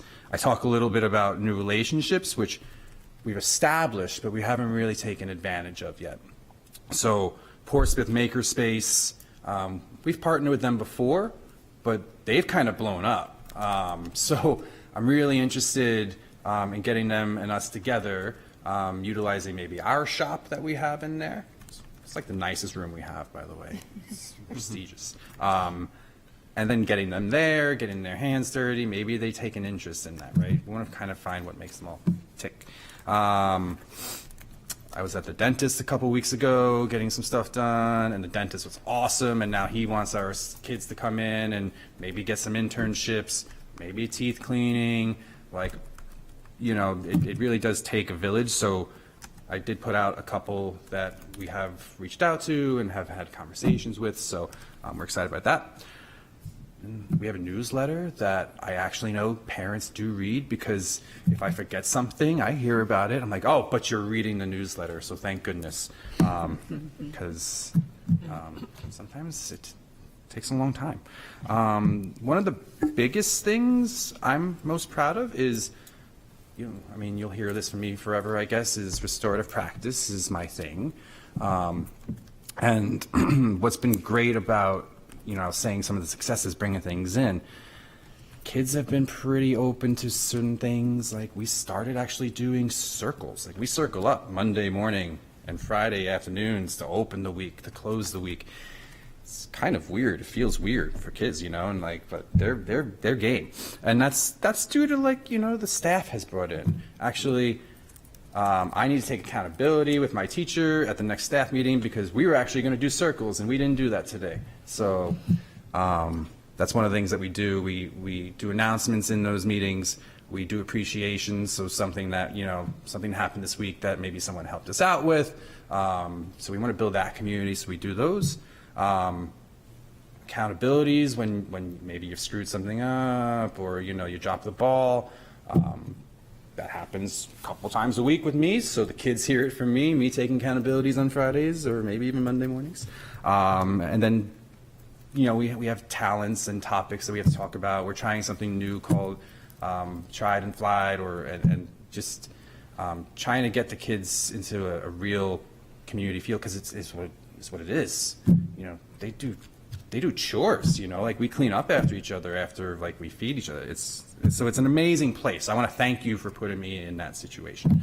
So the restorative piece, and I'd be happy to come chat, because I know there's been a lot of talk about what discipline looks like in the district and what is restorative practice. It's practice now. Don't say justice. It's practice. And it takes time. So we're in the infancy stages of a real implementation at Lister. And I know from feedback from staff members that it can sometimes feel really slow. That's because we're doing it right. And I'm lucky because every one of those teachers is conditioned for restorative, because that's what they've been doing already. And quite frankly, it's best practice, right? In order for students to be able to do something, they need to be able to feel safe. So again, we sort of have this building where they sort of feel safe. I think they do. They feel cared for, I could tell you that, because that came up in an IEP meeting yesterday. Why is this kid struggling, but then why is he still struggling? Because he feels cared for. And that's a testament to the people in there, and the people that have surrounded and supported them. So we still have a lot of work to do, right? What happens when a student breaks a policy, and how do we hold them accountable? That's a line that we're still finding, right? Because if we just suspend for the sake of suspending, when they come back, we haven't addressed the problem, right? So that's something that we need to build in. And it's been a little slow even on my end, because I'm still learning the Portsmouth way, right? The policies, the procedures, how things have been at the school, where I don't really know what I want to ruffle yet, right? That's next year when I just throw everything to the wayside. But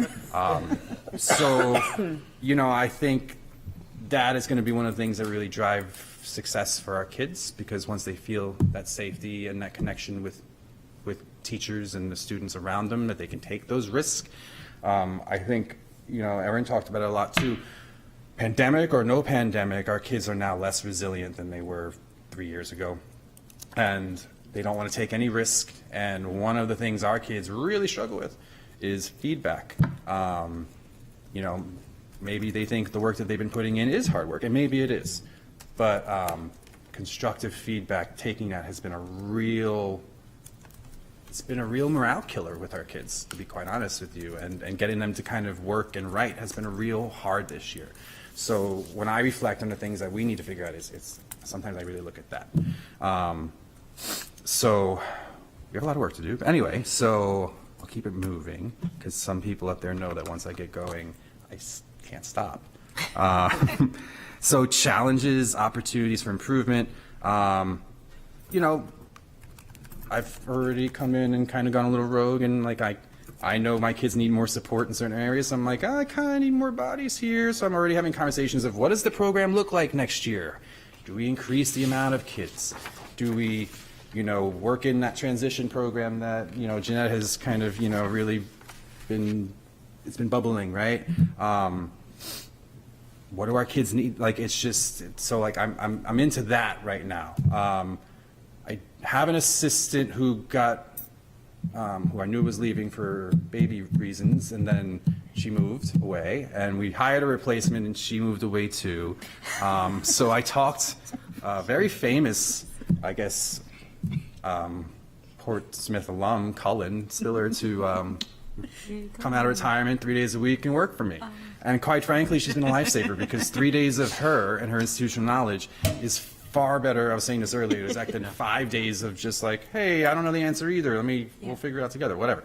Next year, so that's been a challenge, because some days, like today, we're trying to answer the door and hand out meds and do the leaf blowing thing and also run the school, and, but we're trying, as I think all of us are, to be very strategic with the resources that we have.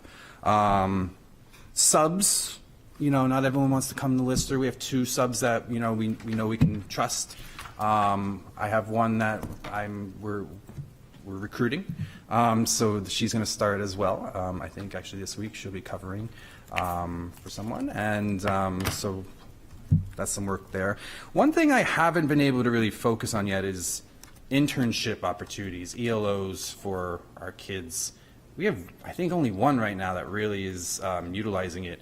And his experience, he just came back to us this quarter because he just felt like his experience with them, like he was almost a little bit of a hindrance. And you want our experiences to be a little more positive. Something that, like, you don't want to kill the joy, because if they're there for an internship, there must be a reason, right? They must have some sort of joy or interest in that. So I think one of the things that I'm going to be looking for is, what do those internships look like? What are the opportunities for our kids? But like, what are our expectations for when they're there? Like, I don't want to just send them somewhere to have it be, yeah, you did so many hours here. I want it to be meaningful. So I think that's something that I'm going to start looking at with the team to try and figure out how we can make those stronger. I think that goes back to, using those hopefully strong connections that we're building with those organizations mentioned earlier. The last one is like really nitpicking, but we're still sort of in the Stone Age. We're working with Mike Parr to kind of get us digitized. Parents are going to really love that because they just hate kind of redoing everything for us if they have multiple students in the district and we need it on paper. So those are sort of the big things I think we can improve on. There's always tons of things, if we're actually being reflective, which is a big piece of my thing. Work related to school board goals. Okay. Student wellness. I know we talked about that a lot today. Obviously, the implementation of restorative practices. A lot of the reasons kids get into sticky situations because they don't have the skills to find their way through it. So those are things we need to build and make them feel okay receiving tutelage on, because sometimes, again, feedback and our kids are not, they just don't do well with that. We created a lot of interventions to kind of figure out what our kids need, but also to to decrease student behavior, student issues. One of those crazy ideas I had was to bring a system where if a teacher thought a kid might need some time to go and reflect, or maybe it was just like, I'm about to send you to Steve, and quite honestly, I don't want to do that, but like that's where we're heading. So I brought in this idea of a solo where they go and they sort of regroup. What got me sent outside of the class to kind of, what did I need, that sort of thing. And my teachers took it and ran and created a Frankenstein monster, as they always do, but it's so much better than I could have created, because now we have these stations, and if you ever come to the building, because at the end, when we do move, I do plan on having one of those rage rooms. You guys can come in. $10 for 5 minutes. But they're stations dedicated for, students to kind of take a break. And not just because they're sent there by, a teacher. They might realize, ooh, I'm really mad right now, or I'm really frustrated I can't figure out this math problem, and I'm just going to, so they leave. We have an online pass system that I brought over from my previous place. We're still getting the kinks out, because going from a very large student population to 20, we're still learning that curve. But they get to go to those stations, and one of them is coloring and Sudoku, and it's just like, get your mind off it, right? It's a lot of, the next one's a physical movement one. Something new we added was those grip things that like your grandparents always had, and like you didn't know why they were there, but they're walking around with them now, so they really like them. I gotta probably stop them from doing that. Wall push-ups, that sort of thing, and then we have another one where it's a lot of fidget toys, right? Just again, trying to recenter, and while they're there, before they can come back, they will fill out a form to give us feedback. In fact, one of the things we're supposed to do in our next meeting is to look at that data so that it informs us from quarter one, how are our interventions working, what do we need to change, what do our kids need, what are the reasons they're taking these breaks for, what are the things that like we really need to support them with. So that is kind of been, I'd say, pretty successful, because it has taken, we've had kids ready to blow out of the building, which is like our biggest no-no, and they've been asked to kind of rethink their choice, take a solo, that's what we call it, solo time, and they're able to kind of get their head back together, and they made a good choice not to leave the building. So like we just completely got ahead of a potential situation where usually when they leave I have to call the cops, and no one likes that, right? So it takes a lot of listening, it takes a lot of time, and it takes a lot of, the kids are going to get a lot of learning in terms of the restorative piece too. Like it's a big piece, but it's going to be really, I think, a game changer for them. Anyway, I'm going to stop talking. You guys, if you have questions, I'd be happy to answer them. Thank you, Steve. Yes. Questions? Carrie? Dumb question. For your substitutes, you mentioned having few that go there. Do we offer, or does the district offer like a day that they can come shadow, or like substitutes in the district could come to check it out? Like, is there anything, we're short subs anyway, so it's not like. I don't take it personally. I don't think we do. However, I'd be more than happy to try and figure out how to create one, or just have someone come in.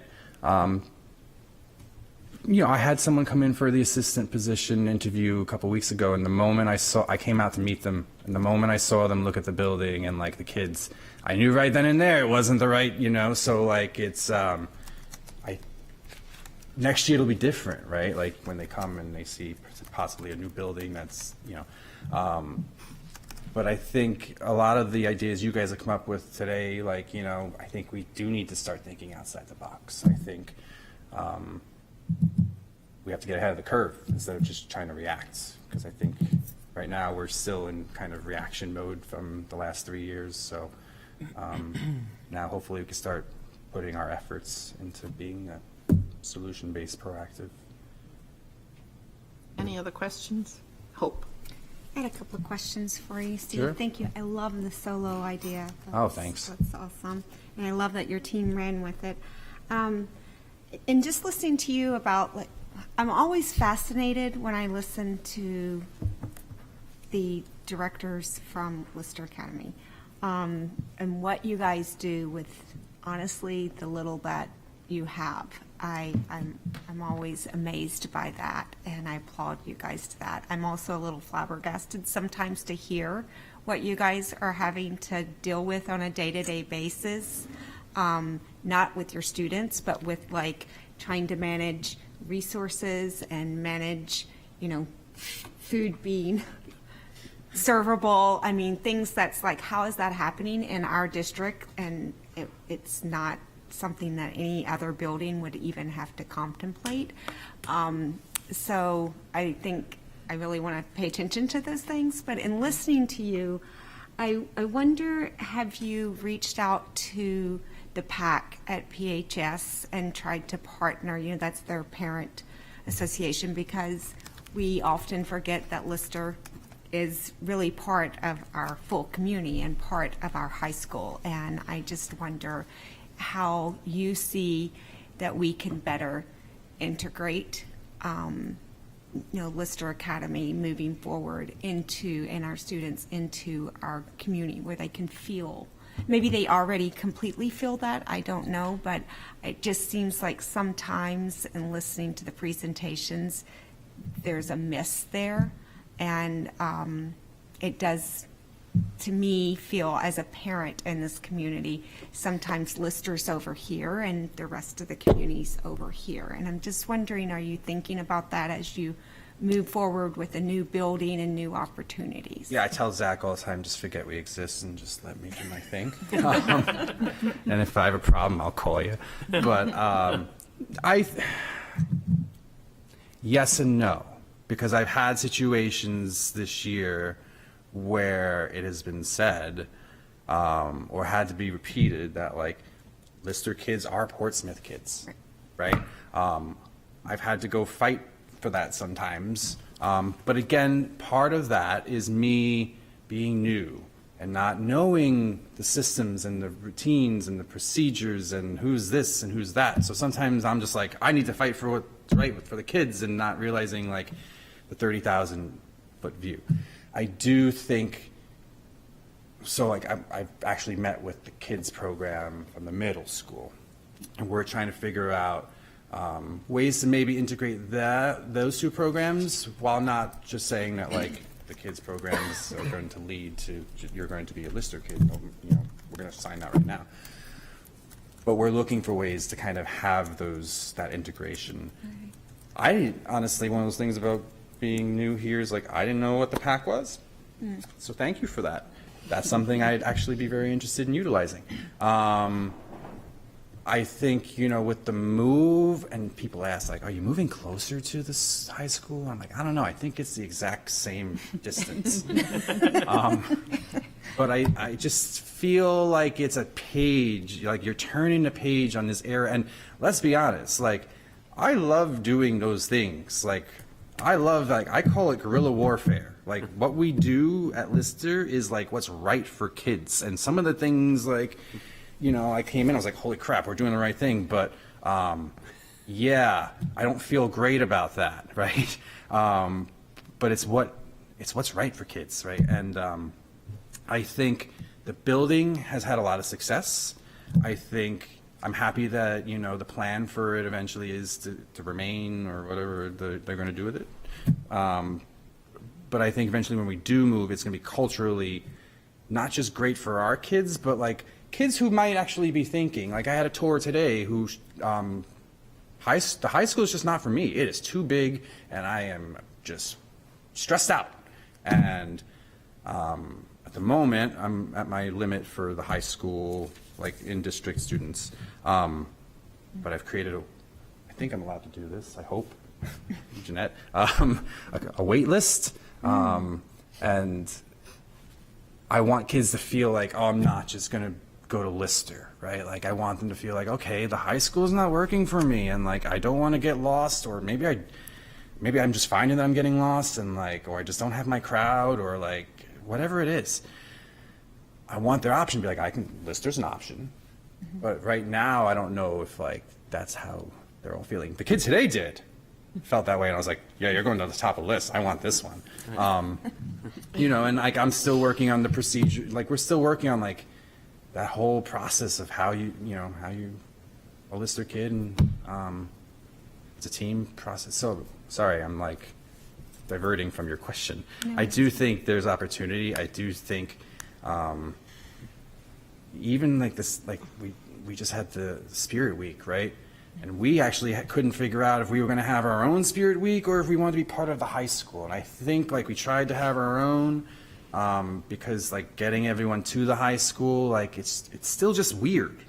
It's like, I don't think they do often feel like they're part of the Portsmouth community. So I would actually love to kind of talk about that a little bit more, as well as reach out to the PAC to kind of see how they can support our kids. So thanks for that. Danielle. Thank you. Okay, now I get to really grill you. I actually wanted to jump in on that a little bit and then follow up with a question. But I think one of the things that you might have sold yourself short on is that we have more kids taking classes at the high school right now in one shot than we have in a long time. And that's a lot of advocacy on Steve's part. And I think that begins to break down. There is this old standing stigma from before I was even hired about, I mean, we still have people calling us pass, and that is so old right now. So I do think what you said about having a new building is a page turning.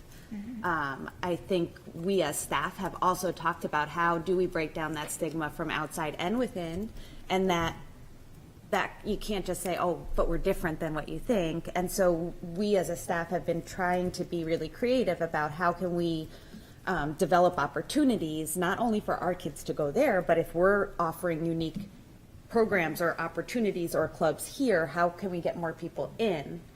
But then it does come back to this building of we haven't exactly been proud to bring them in. And so we are all so looking forward to this great opportunity that it is a new space where parents, not only our parents, but the parents of other students would be proud to have their kids coming in and taking part of what we look at as not less than. It is just different. It's things offered in a completely different way.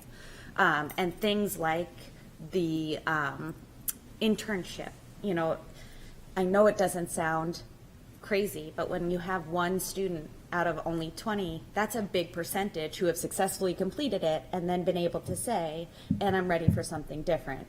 And to then have Steve say, that's fine and good, but we want to make it better. Like, how do we improve that and make it different and make it more attractive? I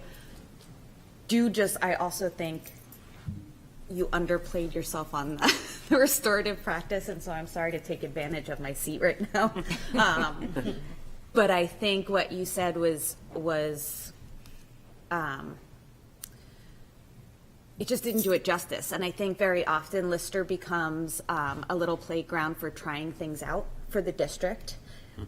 Because we're a smaller staff that can get on board a little faster, that can be taught, and we have the flexibility to maybe grab these and get a higher percentage on board, which is really nice. But I think one of the things we undersell too is that we're also working with a population who have higher rates of struggles or higher percentages within our population struggling from similar things. And so Steve has come in with this really progressive but gentle approach of like, we need to do this slow, but it needs to be consistent, and we have to get kids on board and staff on board as well. But I do come back to I think it was the same question that was asked of Erin of, do you think that this is something eventually that we could create equity across the board?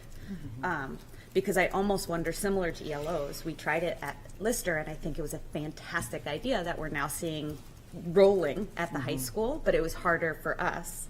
I think the same thing, you can have, this idea, I think, is getting a little bit of a rockier start, somewhat because of our population, where I think if this was taken to a district level, would have profound effects and would almost be a little bit smoother in its implementation, if that makes sense. Yeah. And I wonder if, having worked at a larger district prior, if you would agree with that this is something that could benefit other buildings in similar ways, if not even having quicker effects, not greater effects, but quicker. That's a great question. One of the things Danielle also said is like, often they're like, oh, it's less than, but like sometimes Lister is often more than, because of like how small it is and how we can get very strategic, and the teachers, they're helping to serve. They're helping, like they do everything, right? They're case managers. Anyway, Danielle's question, yes. I think this isn't just a Lister thing. In fact, it is a little rough because you have to break down a lot of their preconceived notions. You have to earn a lot of their trust. And quite honestly, when they end up at our school, at our program, you kind of have to build them back up because of the place that they're in. And they're not in the best place. I had 3 crying parents today. All I wanted to do after meeting with our superintendent was try to figure out how to find this Leaf Buster's house and figure out what it was all about. The kids are great, but the parents, they're struggling too, right? So there's skills that they don't even get from home. So our kids, it's tough. We're breaking them down and rebuilding them and reprogramming them to be empathetic, to be kind, to be accountable, to appreciate each other, and to be able to trust that they can lean on each other, which is something I think we've all kind of lost a little bit as a society.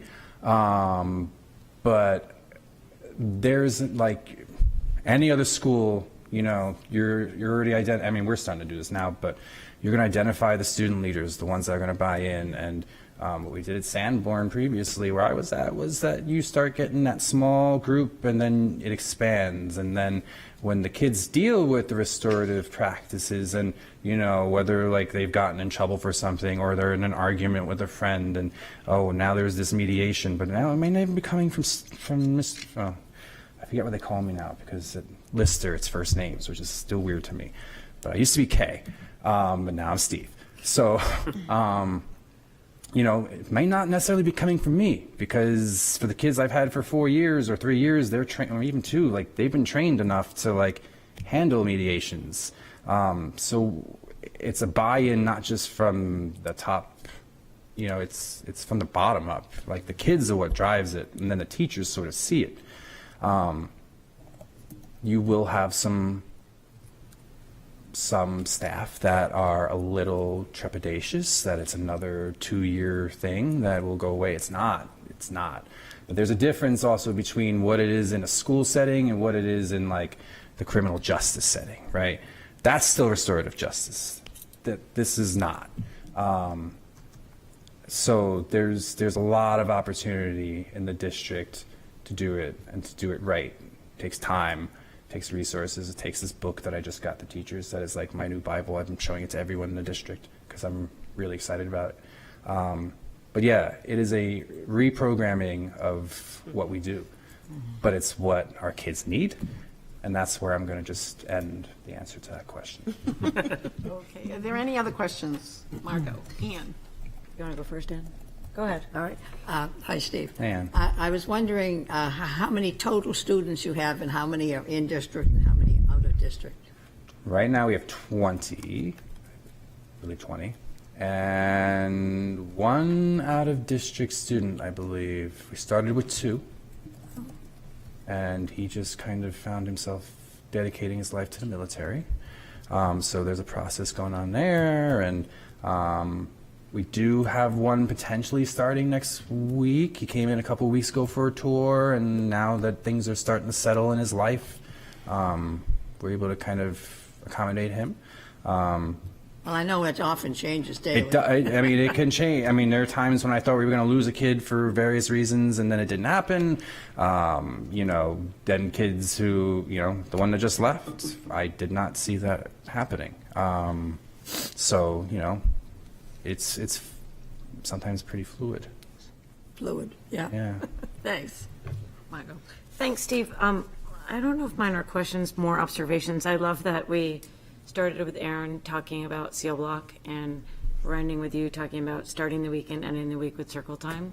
I like when we start to have programmatic changes that overlap, whether they were intentional or not. So to me, that's always a great sign. I guess that takes me forward to, I've always been really impressed with the ingenuity coming out of Lister, and I'm hopeful that you and your staff and the students get a large voice in how we envision the space at Community Campus, because I think you're right. I think what we're hearing tonight is we are going to have to be creative in how we do things, because I think staffing challenges are going to be there.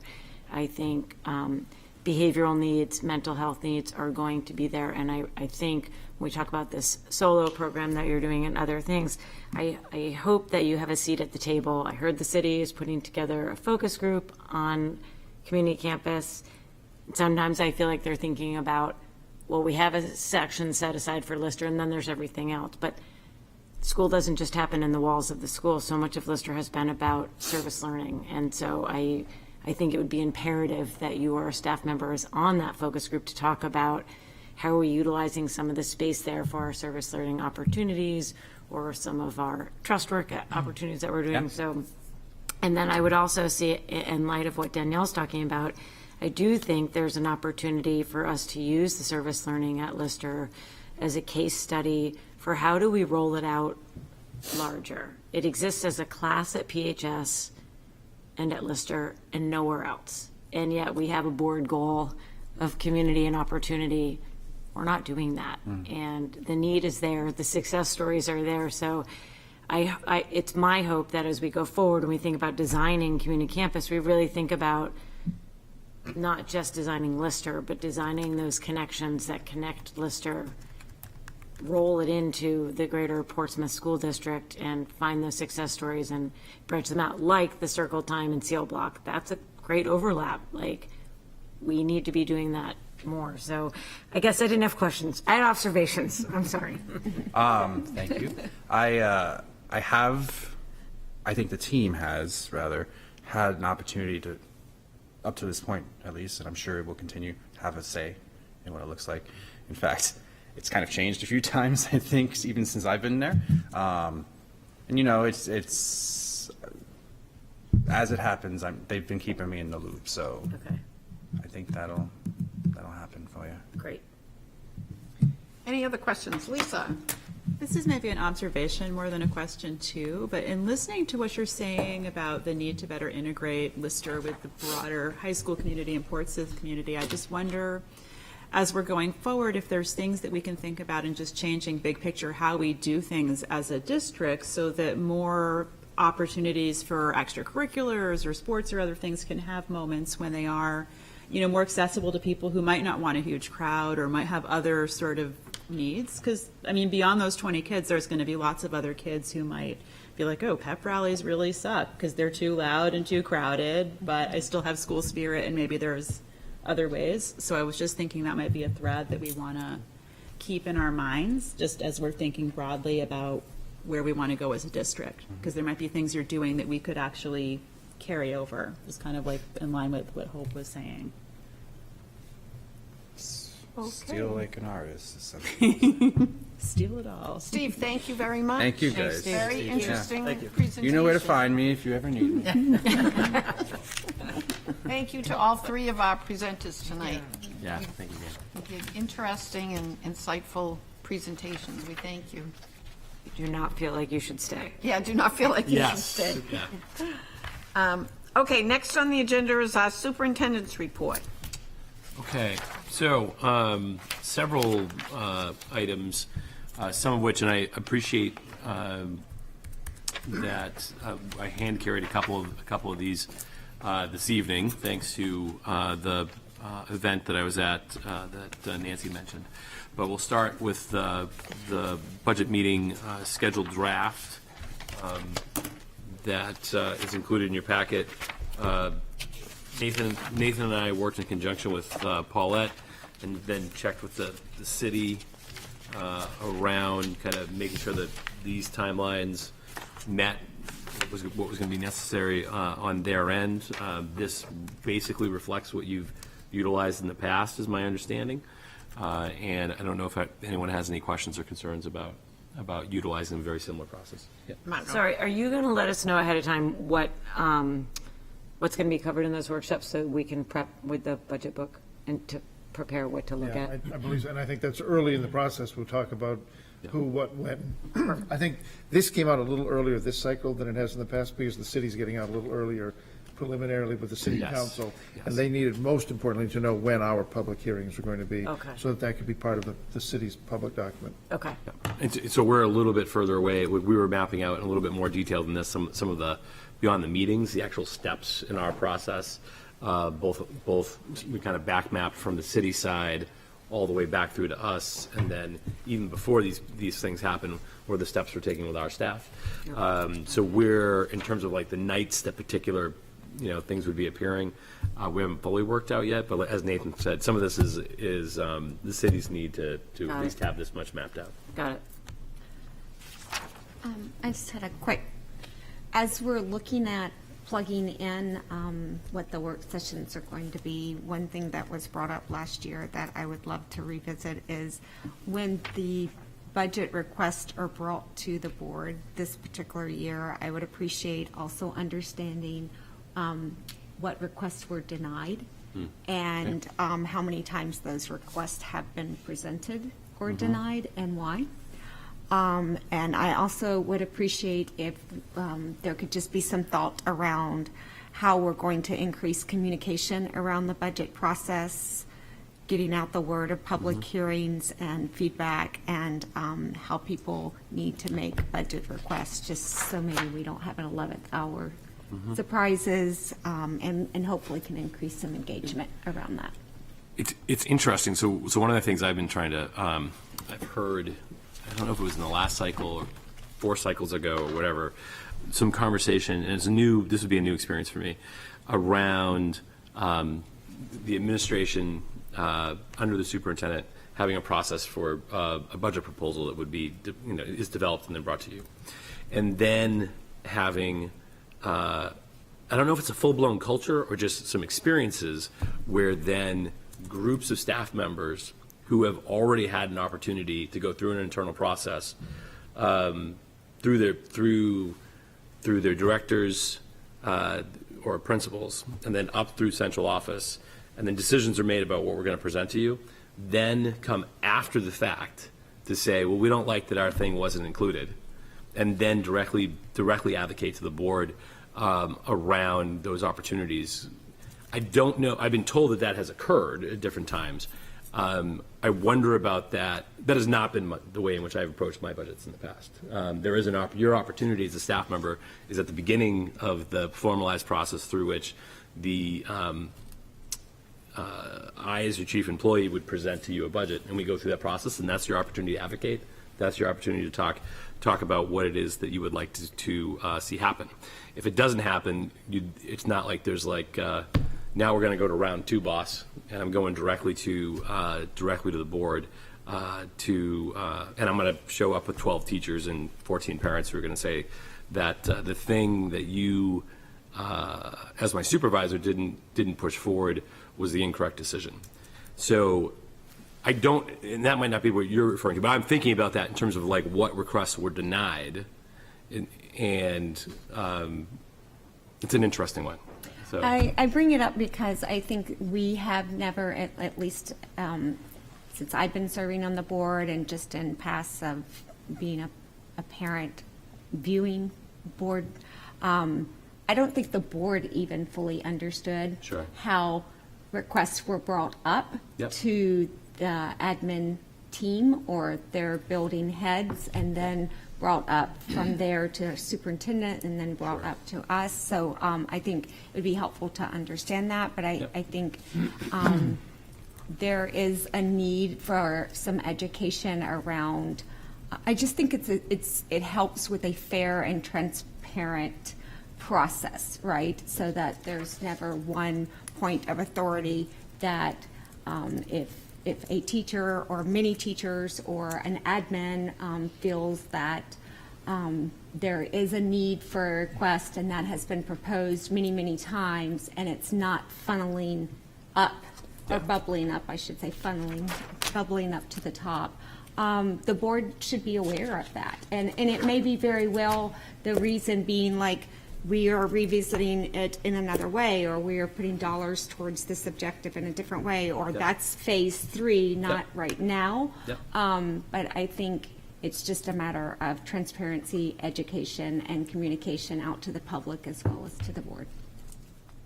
if that makes sense. I think it makes sense. I just think what I worry about is creating a two-tiered process. And that, yeah, and then it's, so if we're like, here's our budget proposal, which is, and here, if we could transparently say, in a lot of detail, here's how, no, the truth is, I'm going to principals and I'm saying, here are your marching orders on how I want you to create here are your guidelines. And I'd be very transparent with the board. This is what I'm asking principals to do. And they're going to have conversations with their staff, and they're going to present to Nathan and Patty and I primarily, here are these proposals that we think are advancing the goals of the board. And as your principal at the school, this is my best professional recommendation as to what, and then we're going to push them on that. And we may or may not accept their recommendations because we're trying to make all these other pieces work, and we want to hit certain numbers, or we have concerns about the ability to staff the position. Could be any of those things. Then we build up our proposal. We present our proposal with our rationale as to why we want it to be a certain way.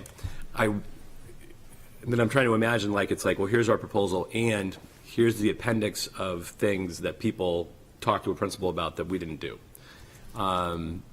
I don't think necessarily you're looking at it in that Okay. macro of a level. I think just having an understanding of at Lister Academy or at Yep. the high school level or at this grade level, here's something else that has been proposed to, us many times.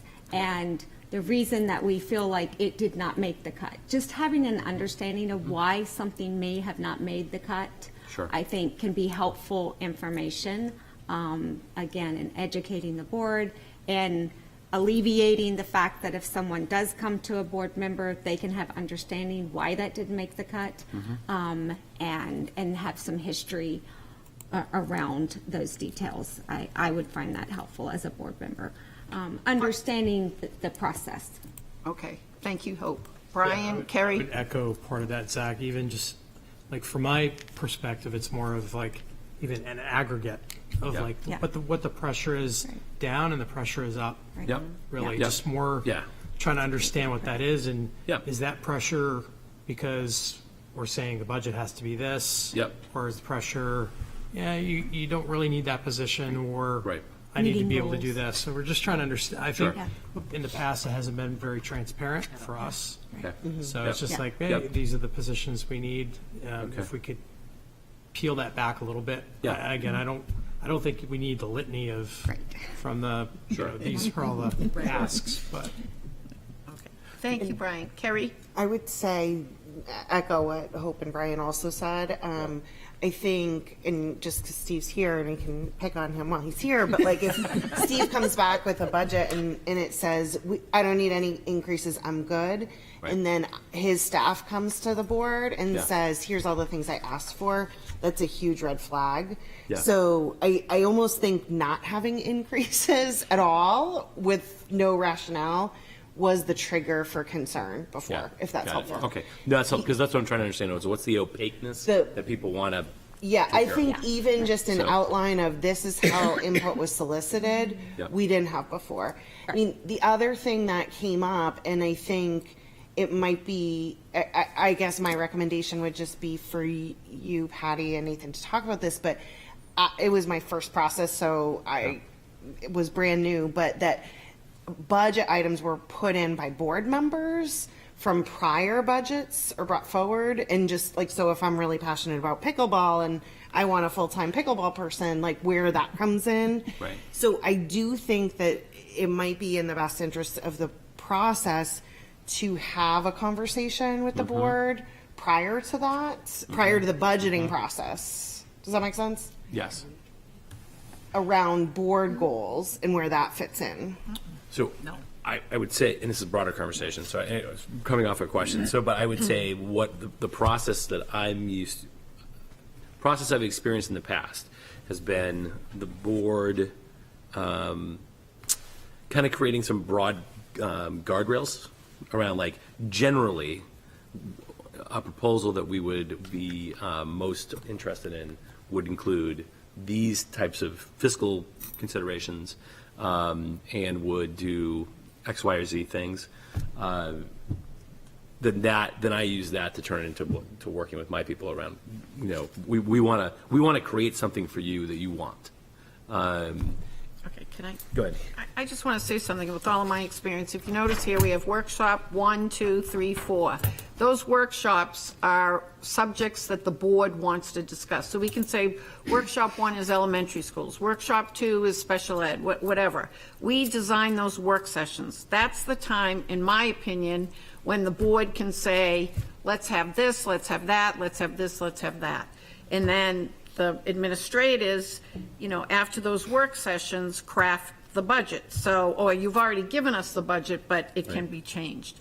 So to me, those work sessions, those workshop sessions are the opportunity that the board has to have some input into the budget. We decide what those workshop sessions are, and then we discuss with the budget maker. So let's say it's special ed, Jeanette would come and she would talk to us about special ed and what her main concerns are. And then we can work with you and Nathan.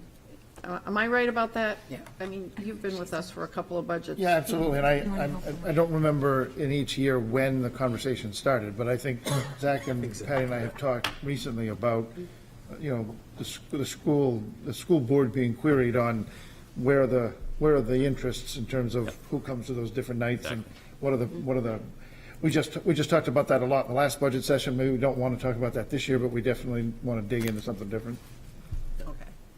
And quite frankly, I mean, you know, we were all new last year when we were doing the budget, and we had some students come and make a request at the last minute, and we honored that request, and technically, that was not the right way for the board to.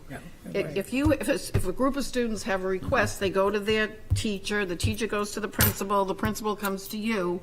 Technically, we should not, in my opinion, have approved that request. But again, we were all new, and you know, it was an awkward time, I think, for us. But I think we should try to refine that a little bit this year and not have that happen again. I would agree. Lisa?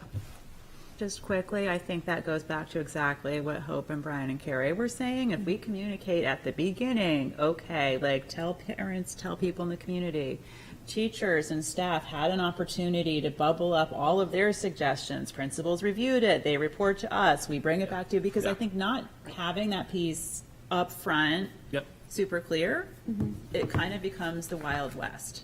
And you'll see the emails come into the board and every single one of them, like nobody wants to tell a teacher that the thing that they say they really need to do their job, they can't have. Fully appreciate it. Okay, can we move on?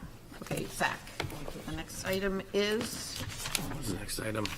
It's the work calendar. It just lays out the, are sketched out on presentations going forward what the cycle of rotations would be. You know, I think what's interesting is as we develop agendas going forward, we talked about, we were originally looking at these as like 10-minute presentations with 5 minutes of questions. We didn't quite hit that mark tonight. So instead of a half an hour, we were clocking in an hour and a half, which is great because these are people who have on the ground information that you need, and for you to have the ability to ask them questions is really important. But we want to think about in terms of whether or not some of our schedule is overly ambitious in terms of 2 in a night. Yes. Maybe 1's all we can do. If we're gonna have this level of Definitely not 3. 3, I know. Steve coming out of the bullpen late. You know, tough. So, but anyways, this was our intended rotation at the moment to get a spread of folks. But you know, if we want to reshuffle things a little bit, maybe we want to do that. I don't know. Okay, we can talk about that. Okay. Okay, next is, communications update. So that was one of the hand carries. You have a memo from me, a couple pages, just kind of walking through both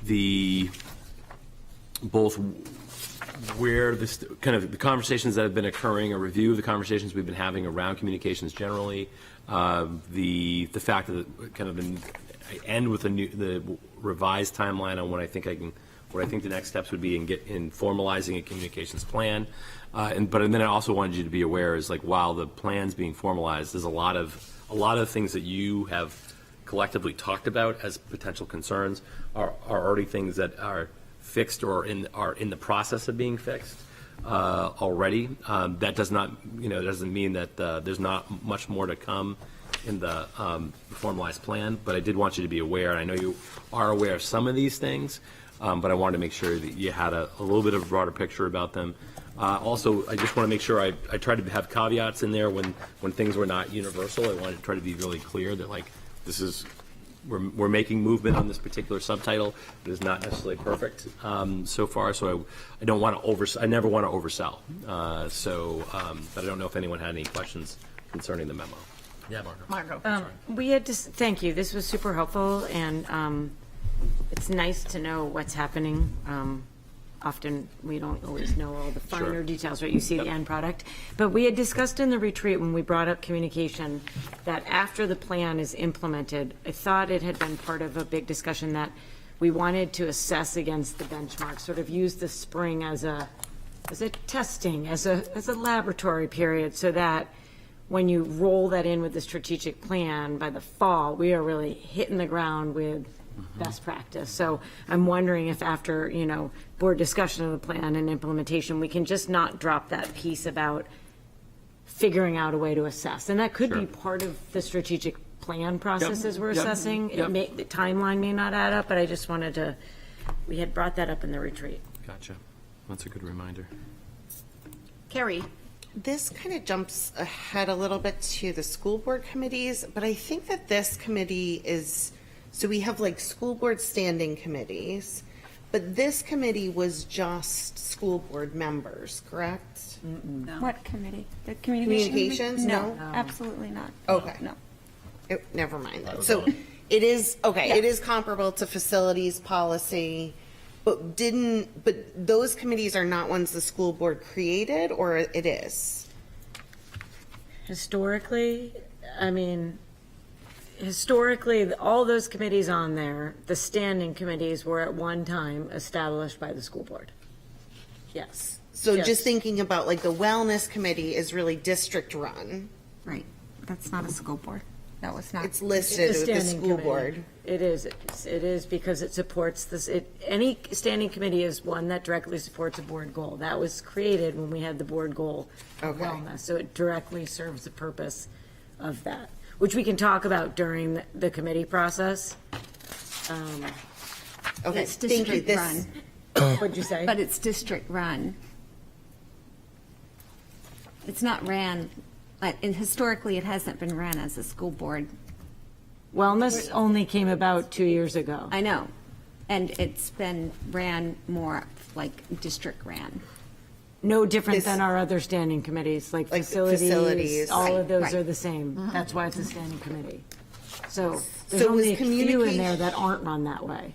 Was communications the only one that was, because my apologies, but you were the chair, right? Or of the committee? No, I wouldn't say I was the chair. Oh, okay. Why don't we wait till we get to the committees? Well, I guess my question was, is there a need for I'm just trying to figure out where this memo sits and who was on the committee, which I guess I understand from the board assignments, who from the board was on the committee. You shouldn't confuse. The memo is from your superintendent. Understood. That's not from the committee. The committee had nothing to do with that. That's Zach's That's just update to you Yes. around communication within this district. It has nothing to do with the committee. Okay. So I guess my question with the memo then is, based on the recommendation and the futures of the committee, this communications committee, I guess my question is, beyond, what do the other people think on the committee? I think, aren't we talking about that at Yeah, committee why don't we updates? wait? I think we should wait. We have because- that on the agenda, committee updates. Okay. Yeah, and it's a specific agenda item of the communications committee, because it had been requested agenda item last meeting. Do you see it, Carrie? No. Just committees as I have Blue Ribbon Committee for Sustainable Practice in And High then School under Courts. is committee assignments, under old business where we talk about school School board board committees committees. and Under committee committee assignments. assignments, that's a Okay. great place to roll that question. Memo received, understood. Yep. I agree, that's confusing Okay. with you on that. Okay, getting back to our agenda, strategic plan update, Zach. any other communications? Yeah. Oh. Yeah. Say. Oh, I'm sorry. I thought we were finished. Lisa? Okay, I'm going to say this in 30 seconds. I just wanted to raise one other thing that I did mention to Zach that has come up pretty consistently, which was to try to do something about our district calendar so that people can better understand when school is in session. Yep. That's it. Okay, we'll work on that, Lisa. Okay, anything else? Strategic plan update. Actually, I can have a follow-up to Lisa real quick. Oh, sure. So was it, and Paulette and I were talking about this today, based on your email. It's just the in-session stuff? I was thinking it was more like events, like. It is all all the of whole it. deal, I right? was trying to Okay. refrain from starting that entire That's conversation fine. right No, now. I just want to, but it I'm was like, happy to have it I thought it another was, time. yeah, I'm like, I Oh, thought yeah. it was more than that. Okay. No, we all don't know right, when good. Just wanna anything's make sure. happening ever. Yeah. And it doesn't overlap, so you could be scheduled if you have a child in two different schools, you likely have PTA at the same time, same night. Right. Which doesn't make Right. sense. It doesn't come up as a conflict. Sure, gotcha. It's not really that we even have one district calendar. We have No, you gotta- multiple it's a spattering of calendars. things. So Yeah, yeah. that was one of No, the totally things that understood. the committee was talking about, of how we can condense down to one district calendar. And there were platform and software and all kinds of things that, like Lisa said, we don't want to get into tonight yeah. of No, Rice I- that can happen or Okay, could Zach's happen. going to work on that for us. Oh, thank you, Zach. Yep. Now, strategic plan update. So strategic plan was another hand carry, the quick version was that, and I'll recap it because this was particularly late. When we walked away from the last meeting, I think the intent was we had come to a conceptual agreement upon the RFP. There were a couple of little fine tweaks we were going to do, and then we're, based on the discussion, then we're giving it to the city, for the city to go through its process. And if the city needed to attach anything that I think was kind of pro forma city stuff, that was going to happen, and off it would go. And we had talked, I think that night, this is now a couple weeks ago, we were hoping that by the end of the week or the beginning of the next, that we would be out in circulation. So as the city went through its process, we then ended up sitting with legal last night, actually, and having a conversation where there were some things that we thought were automatics that would reflect the intent of the board, which was adding like a non-discrimination clause that was a typical thing that they do. But then we had some additional conversation where there was some dialogue about, again, not a restriction on you cannot put this, we would not allow you to put this out as a city unless you do these things. However, our legal advice would be that you would remove possible liability really from cranky vendors who don't get picked. If you were more a little bit, didn't have to be totally explicit about all the aspects of who is choosing and how is it being chosen, but if you had a little bit more than you had in what we put forward. So I thought it was appropriate, because that was conceptual in terms of change, to at least come back very quickly, since we just had this happen, to briefly discuss with you and see what we wanted to do. Hope, Kerry? So I was a little confused about that, because that's a shift from past legal advice with our old RFPs, and huge. So, but I know we have new legal representation. But the point of like who's picking the winning vendor, it was even stated, I don't recall by whom, in our last meeting that was you and Patty. So I was like a little confused of why that question was on there. And then regarding to the criteria, what would guide this election process, again, that seems like that would be a rubrics that you and Patty would come up with in the event that you're going to be working the most immediate and long-term with this consultant. And if you're going to be the ones reviewing Sure. the proposals that are coming in. So I didn't really quite understand if that's the case of the facts of information, why you would be even recommending that it needs to go back to a committee versus being able to move forward and get it out on the street and get proposals in. So let me clarify. For me, I just wanted to make sure, I think this is because when we reach out and we talk to people who are doing some of this work, I think, Mario, you mentioned it at one point, you reached out to a vendor and they're like, why is the board reaching out on this? So why this typically, and they're almost skeptical, like, is something wrong that you're asking, you as a board member are asking this stuff as opposed to your paid administrative staff. I just want to make sure, because it's been such a high priority for the board, and we've gotten into some good, strong, robust dialogue about it, that I didn't just go ahead and do it on my own. And now there are times where I feel like I should be empowered to do stuff.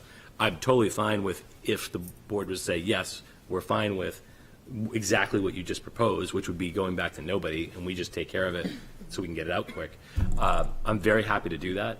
I just wanted to make sure, in light of this being the one or two key things we want to do this year, that people are okay with it. Because it does seem to me that we've provided around like budget context, we've provided a lot of info around what needs to be out there, what needs to be the criteria. So I would certainly propose to the board that we move forward with you and Patty taking the lead and getting it out on the street for proposals to come in. I don't know if the rest of the board agrees with that, but that would be my proposal. Do we need a motion to do that, or just I can make a consensus? motion. Just consensus. Can I clarify, are you saying that they can make those changes to the proposal and it goes out? Are you also saying that they pick the final vendor, or that they narrow it down and the board votes on the final vendor? Well, my understanding from the last meeting, originally I thought the board was going to vote on 2 vendors, but then from the last meeting, it was stated in that meeting that it was going to be picked by Patty and Zach, and all the board nodded their heads yes, and the conversation continued. So I thought maybe I'd misunderstood somewhere. I at this point feel that we have been very transparent with the public. As a board member, I would be comfortable with them selecting. Again, I think the board has put out publicly what we're looking for in criteria. We have put out the RFP in our packets. We have put out and been very transparent around budget and the fact that we may be working with this consultant in a more longer-term view of that for operational. So I don't see what we have not already made public. I'm personally comfortable leaving that to the resolve of our superintendent, but I can only speak for myself as a board member. Okay, we have Kerry and then Lisa and Margot. I would say, as a committee member, I'm absolutely fine with Zach and Patty and whoever making that decision and putting it out. And I think, just to be more specific, it does appear that there's consensus right now, but I think the only thing we should talk about as a board, and I'm happy to go with your recommendation, is who is picking the winning vendor, because that sounds like a question that came up and was mentioned but wasn't discussed. So I'm comfortable with that, as long as we have you propose something now and we agree on it. Okay, let's hear from Lisa and then Margot. I just wanted to quickly remind everyone, we also said, as part of reviewing the RFP the last time around, that we were making the changes that everybody recommended, and we empowered Nathan to go back to legal and finance and make their changes. And I agree with what everyone else is saying. I mean, I think if you have a rubric, I don't really see that go in other city RFPs. I check them. Yeah. So why they're singling you out to create some giant thing is a little odd. Like, I looked at all of them. They don't have them. Yeah. So if there's a special recommendation just because we're the school department, I don't know why that would be. All right, I want to make sure that I want to make sure I don't characterize the advice we got and the nature. It wasn't heavy-handed. It was just coming down and saying, look, we've talked about it. If you want, here's a cautious way you could approach this. And so it wasn't, we're not going to take it, we're not going to put it out if it doesn't include these things. I would advise that you consider these things potentially before you send it out, but so that's where it was. And I just wanted to make sure that you collectively were aware, because I felt it was, conceptually different enough than what we had talked about that it was a change. And Nathan and I looked at Nathan and I just said, I feel like this is different enough potentially if we're going to do it, that if all of a sudden I took the advice, I tacked on a rubric, and it's, Zach is going to decide, and we hadn't had the discussion, that potentially could have gone south depending on, what sounds like we have a consensus and we're fine. But I wanted to make sure. Brian? I think my expectations were the same as Hope. Good. But I would say for transparency, it would be nice when a vendor is picked to show why they were picked and what the rationale was and whatever the rubric used and their scoring or whatever the system is. So the public can hear it, we can hear it, and all feel comfortable. Right? Yes. Okay, Zach will do that. Oh, Yep. Margot. I agree. Oh, I'm sorry. I skipped over you. I'm sorry. That's what I was going to say, Brian. And then my follow-up would be, I actually disagree with the suggestions. I think it's fine to add the non-discrimination language. I don't understand it. I don't know why it's so off cue with all the other RFPs. I feel like it's playing your cards. I actually feel like it's bad practice. And I'm super anxious about time. We are now late on our deadline.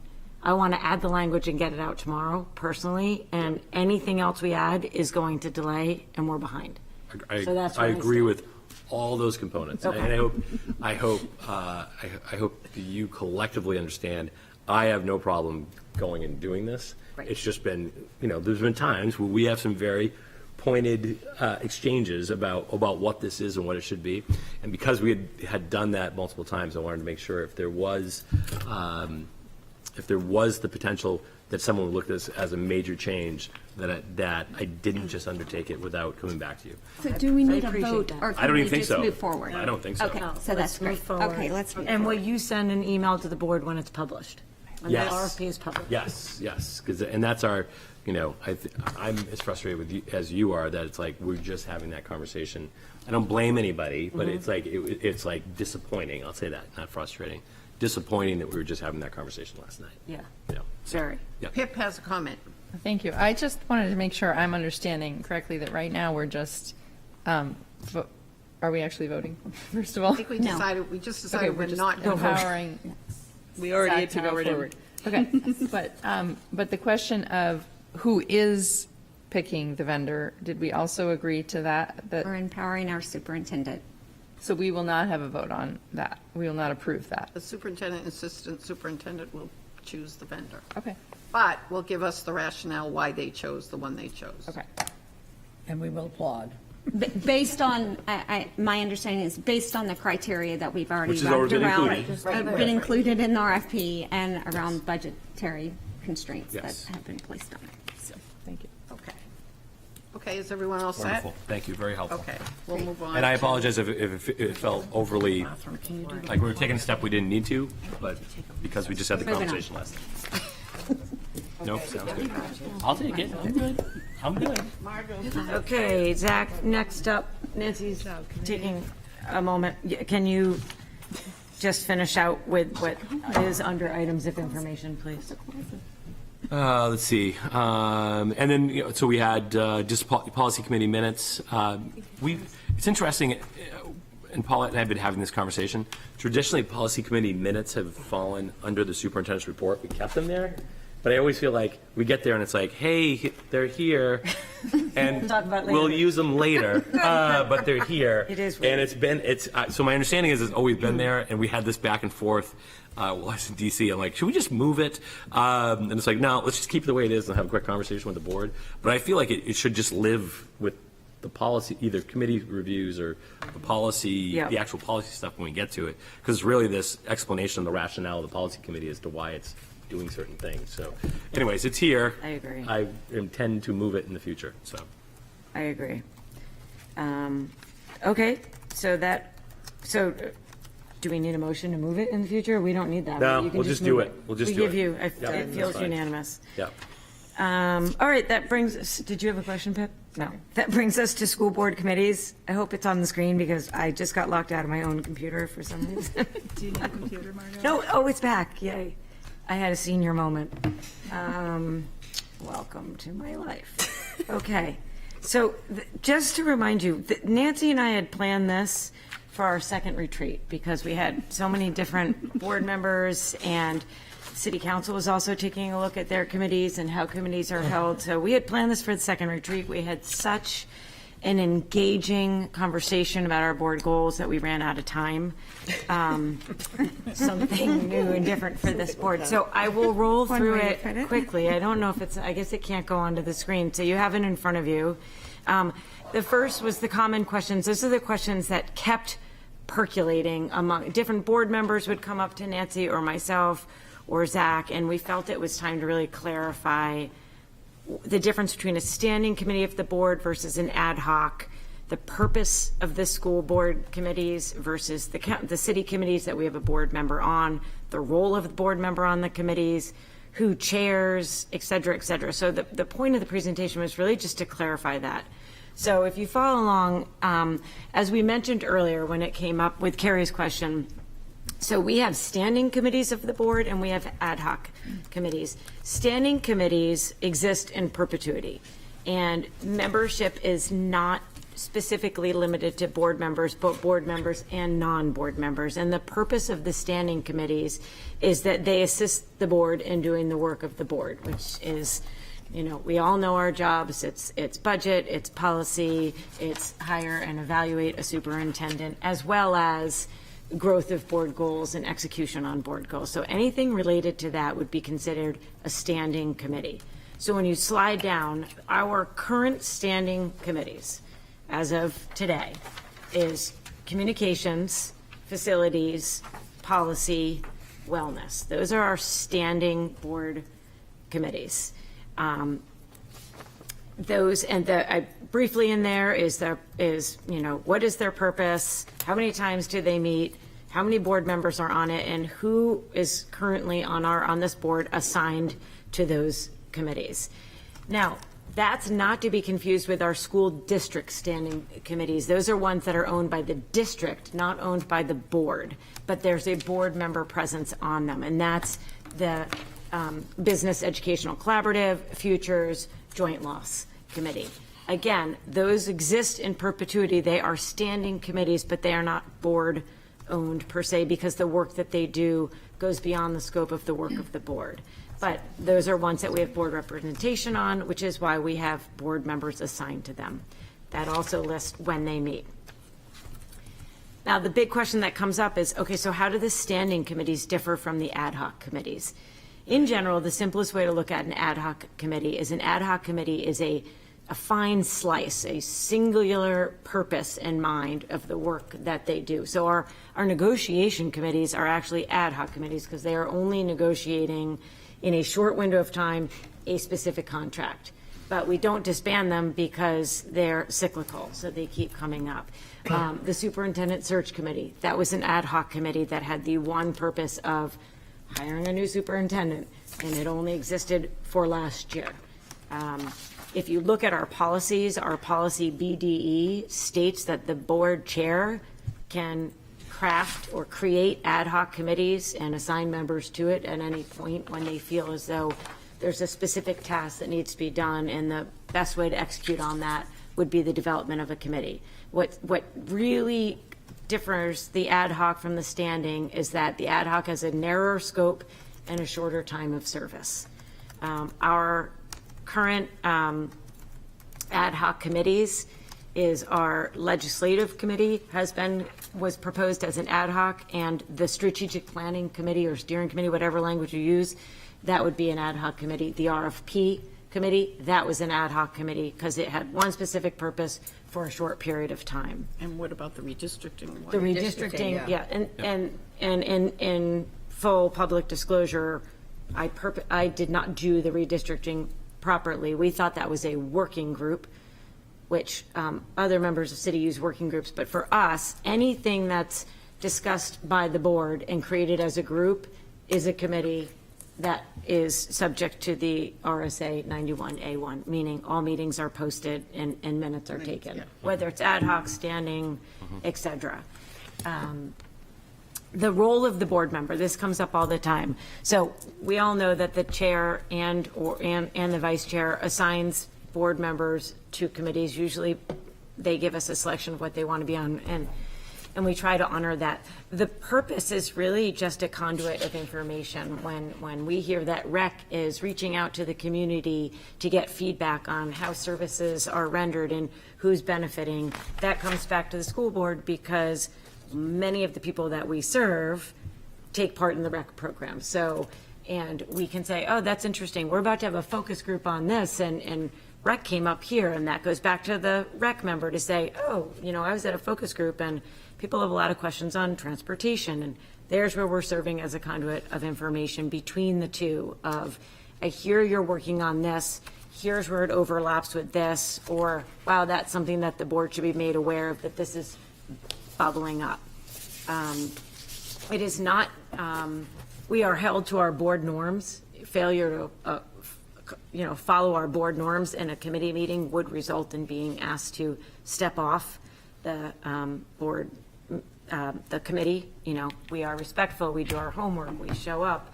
All the things that you would be expected of in a school board meeting would be expected in a committee meeting. The other thing I wanted to put on there is that we also have been asked historically, when the city council develops committees, there are certain committees that they decide a school board member would be a valuable member on that committee. And so those are listed as well. Our Blue Ribbon Committee for Sustainable Practices has a board member on it. Board of Ethics, drawn at random, lucky me, is on that one. And that one just meets when needed. Library Board, which Ann is on, Rec Board, and the Safe Water Advisory Group. Those are all city committees that a board member was asked to be on. There are also other city committees that they occasionally invite a school board member to be a rep on, but we are not a standing member on that committee, so those are not listed here. Occasionally we're asked to sit in on those. Chairing, this comes up all the time. Our current policy, and it hasn't been revisited in a long time, is that it's not normal practice for a board member to chair a committee unless the chair or the superintendent identifies that. So for example, when the superintendent search committee was formed, it was owned by the board, and it is a sole job of the board to hire the superintendent. So it was decided by the board that had to be chaired by board members. So that one was chaired by board members, but none of the other standing committees that we have are chaired by board members. Because remember, our standing committees consist of board members and non-board members. That's what we've been doing in practice. Question? No, it's not a question. I just wanted to correct also that the superintendent search committee also voted. Exactly. And wanted to make sure, because we did put out that the board had empowered us, but if someone else wanted to be chair, and it was the superintendent search committee's decision that it was a board-owned hiring, that it should be a board-chaired committee. So I just want to make that clarification. Great point. That's right. We, at the very first meeting, we did that. We were transparent on that. So that comes up a lot. And again, part of that is to make sure there's not one voice of the board. If we chair, there's a danger of, not danger is not a good word choice, but it's hard to be the voice of 9 in chairing a committee, and we don't want to get into a situation where one board member is chairing every committee they're on, because it doesn't look equitable. It doesn't look like we're inviting all voices. It makes it hard to be a conduit of information. And so historically, that's why it has been that way. But when we feel as though there's a committee that's appropriate to be chaired by a board member, it's always been voted in that way. So that just gets to the last two components, which is attendance. If you have been assigned to a committee that meets in a time that you can't, we try to honor the committees that people requested they wanted to be on because of an interest or a passion. Sometimes it just doesn't work out that way. We all have different schedules. When that happens, if you find yourself on a committee that you can no longer go to, you need to notify the chair so that you can be removed from that committee. If you don't notify the chair and it's notified to us that there are lots of absences, you will also be removed from the committee because you're not helping in perpetuating the work of the board by not being present. Committees, this has come up a couple of times this year and wanted to make it clear. committees can be proposed during a board meeting, or like last meeting, it was asked to be added as agenda item to the following meeting to discuss whether a committee still needed to be in existence. So they can be addressed in a board meeting. While they don't have to be formed by public vote, by law, it doesn't state that. For the purpose of the minutes, it's much clearer if we can just say, motion was made, motion passed, committee exists. And in that, we need to be better about clearly defining, when we discuss the formation of a committee, the purpose it would serve, the members it would constitute, and the frequency by which it would meet. And that's something, in my time as a board, we haven't always done consistently. And I think now that we all know this is the process, it's great for us to take that and go forward, which then gets to the, what do we do when we no longer need a committee? The same thing. When the purpose has been served, either the board goals have changed, and so you no longer need a committee that's servicing a goal that's no longer in practice, or the time has been served, like with an ad hoc committee, then we just need to address it at a board meeting and take a vote of the board. And then that committee, as of that board meeting, would be considered disbanded. I did note in there that the negotiating committees, we don't disband them because, again, they're cyclical. So though they end their purpose at the end of the contract, in 2 years it'll come back up again. So it would be wasteful to go through all of that. So before we go into this year's committee assignments and the discussion that was asked to be had about the communications committee, does anybody have any remaining questions on the role we play on committees and the difference between standing committees, ad hoc committees, or anything committee related, I would say? You go ahead. No, well, thank you for the presentation. You're welcome. That was excellent. Thank you. Carrie, Hope? I'm just curious, so I understand the standing committees now, much, much better, so thank you so much, Margot. And I'm curious, and this might be now with Zach and Patty here, maybe there's like a different approach, but for instance, facilities doesn't connect any school board goals to me, but seems like an important committee. So that to me like fits maybe under more school department goals or more school department committees. And then similarly with wellness, it's just been my experience that's more of a school department driven committee. So I think maybe, and I think that's kind of where my questions from communications came from, is like understanding, like I understand being on wellness, who's on wellness. And so therefore that's why I recommend it as a district committee, but without understanding who's on communications, and that's where I'm struggling. Mm-hmm. So I think just in general, maybe there's some shifting that needs to happen based on Zach and Patty's recommendations, fresh set of eyes, but also maybe additional columns of who else is recommended to be on this committee. Yeah. And, you know, who is the convener of the committee? Even if it's not the chair, if a new committee is happening, there should be an appointed person to get the ball rolling. Yep. I will say this, not to, facilities is considered a school board committee because it mainly focuses on things related to budget, which is 100% in the lane of the board, not the district. So that's why facilities is in there, and wellness was put in there because at the time it was created, wellness was a board goal, not a district goal. But to your point, we've morphed that a little bit. So it gets really tricky because a standing committee of the board versus a district standing committee, standing committee of the board purposely serves the job of the board, which is either our goals or those 3 lanes, and those 2 fall into that. But I agree, shifting can happen. But just to answer the historical why they were placed there. Hope has a question. Hope. So I had a couple of things.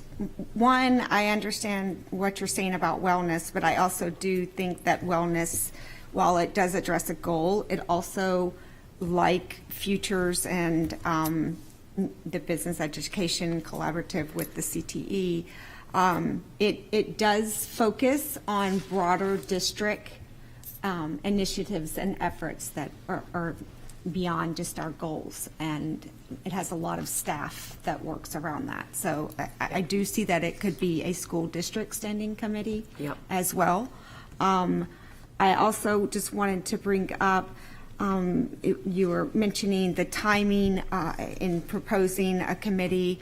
You mentioned it should be clearly communicated what the purpose is, the intended frequency of meetings. I would also add to that it would be important to understand who should be serving on that committee as members for best representation, and what the role of the superintendent would be, either in support of that committee, on that committee, and how that committee plays out in the superintendent's basically having to roll in the day-to-day operations of the initiatives and goals of a committee.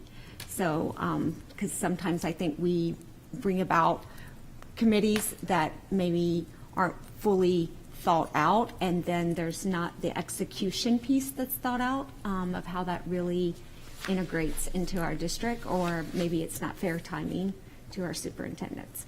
And then lastly, I just wanted to say, I hope at some point that wherever it needs to fit in, that I can just be given the courtesy to give the background of the communication committee, because there seems to be a lot of questions around that and not having context of that committee, and I think there's some misunderstandings there. So I would appreciate that opportunity. Yeah.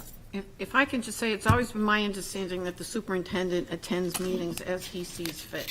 You know, you have the schedule of the meetings, and then if you feel that you need to attend, you attend. That's always been my understanding of the superintendent's role on committees. So, you know, we don't make you a... Do I have to come to these meetings anymore? That's always been my understanding. The superintendent goes if he feels it's important for him to be there, or if the committee asks you to be there for whatever reason. So that's always been my understanding of how the superintendent... Pip? I just want to second Carrie's suggestion of adding the convener on the, to the spreadsheet, because I recall when I was first assigned to committees, I missed some of the initial meetings because I was waiting for somebody to contact me. Agreed. And that never happened, and I had no idea who to contact to get onto these, or to even find a meeting schedule. So I agree. that would be really helpful. And then I also just wanted to clarify, in the disbanding of committees, does that include ad hoc committees? Do we have to vote to disband an ad hoc committee, or is it just It's funny. on when the work is done? If, when I went to the New Hampshire School Board Association with the question, they said if when the committee is formed, it's clearly defined the term it will serve for. So like redistricting, we defined 3 weeks. RFP, we defined when our timeline. So then you do not need to. It's automatically disband when that time has passed. Job is finished. But the job is finished. So like when we formed the superintendent search, it was to hire. So when the contract was signed, it was immediately done. So most of the time, and so I guess I'd add to that, which I think is what Hope's saying, and I think we've gotten the feedback from several board members on that this year, is when we have ad hoc or committee proposals, for those of us that are visual learners, the more we can put it in the packet, the language, so we're all operating off the purpose. It allows for a more fruitful conversation. And City Council does that. We have not always done that, but I think the purpose, the goal of adding it to the packet would just be so that we're all, sometimes the language gets tweaked one person to the next, and then we forget what we were originally starting with. So, yeah. I was just going to say, I know we, one thing we could consider is the utilization of like a template. Right. For like, so we write down everything. Yes. We just put it, so you know, because as I walked in, it was like trying to figure out, well, what are each of these things? And Right, yeah. what's with the, and I know this is with the city, but it really doesn't meet that often. And this one, and what's the purpose of this? And then I talked to 3 different people to get 3 different explanations. So I was just looking at a template, and a lot of the things we've already talked about, like what is the title of the group? What's the background, kind of the preface statement of why is there a need? What's the objective? What's the rationale? Who are the members? How often does it meet? What's it supposed to do? What's its relationship with the board? You know, if we just had a template for each of these different things and then spelled that stuff out, I think then it would be easier to have this conversation about what are we keeping, what are we not keeping, whatever. As well as voting on, right? Yeah. Because it's like a new policy that's being introduced. You get to read it ahead of time, Right. and then when, prepare a question of discussion and when we're voting on it. Harry? Unfortunately, I was thinking very similarly, which means that I would propose a committee committee to write committee, templates. a committee ad hoc committee. So one of the things, I know it's gross. Redundant committee. So I think one of the things that would be helpful for me, and now that I understand it, I think needs to be really explicit in the descriptions, is like, so if facilities is going to stay a board committee, meet and discuss facility needs and long-term planning as it relates to board budgeting. It needs to have a really clear connection in order to keep that scope of the committee like very clear. Because I think we're prone to a lot of creep, like not just the board, but like in this town, there's a lot of creep across committees. Objective creep. Objective not creep. a bunch of creeps. Right. Okay, I all right. see. Just- Meandering creep, Yes, not yes, creepy. yes. Not, yeah.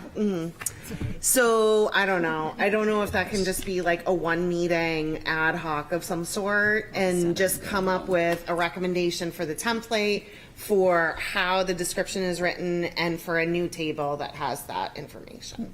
Is that not something the work of the chairs could do and I was propose just and gonna- I was put just that gonna out? I suggest that. I don't, think do we need a could do committee that. for We that? can come back and you guys, what is she laughing about? You guys can make She's laughing because adjustments. she finally understood ad hoc versus standing and made it appropriate, but you're right. It is the work. I have a question on the I ad think we can hoc, do that. because I'm confused. If the ad hocs have a time limit, we put legislative committee, because I recall it was like, well, we'll just try it for a while, but it doesn't have a time limit. So When it was I'm proposed. confused.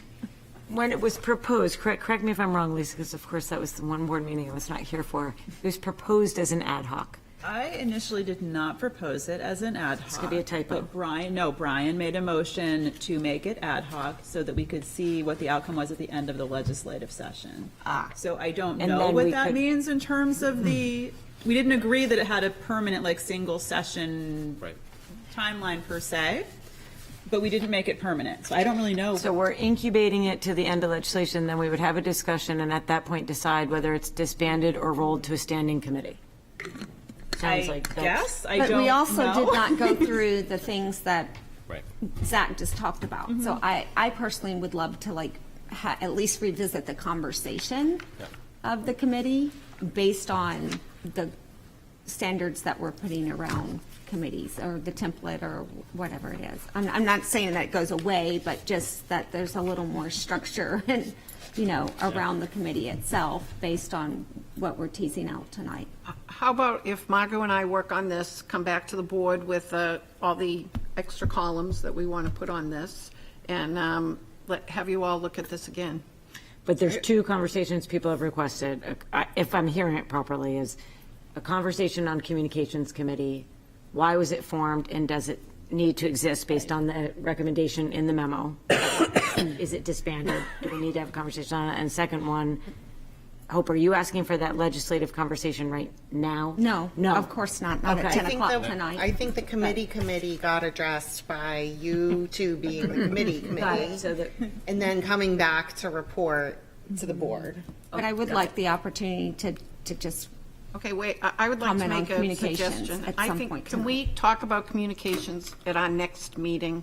Can we not talk about it this evening? would like to make and a leave it comment. to the next meeting. So in line with that, my recommendation, I think it's appropriate for that to wait until we actually, because I had recommendation in the memo about disbanding once the plan was done.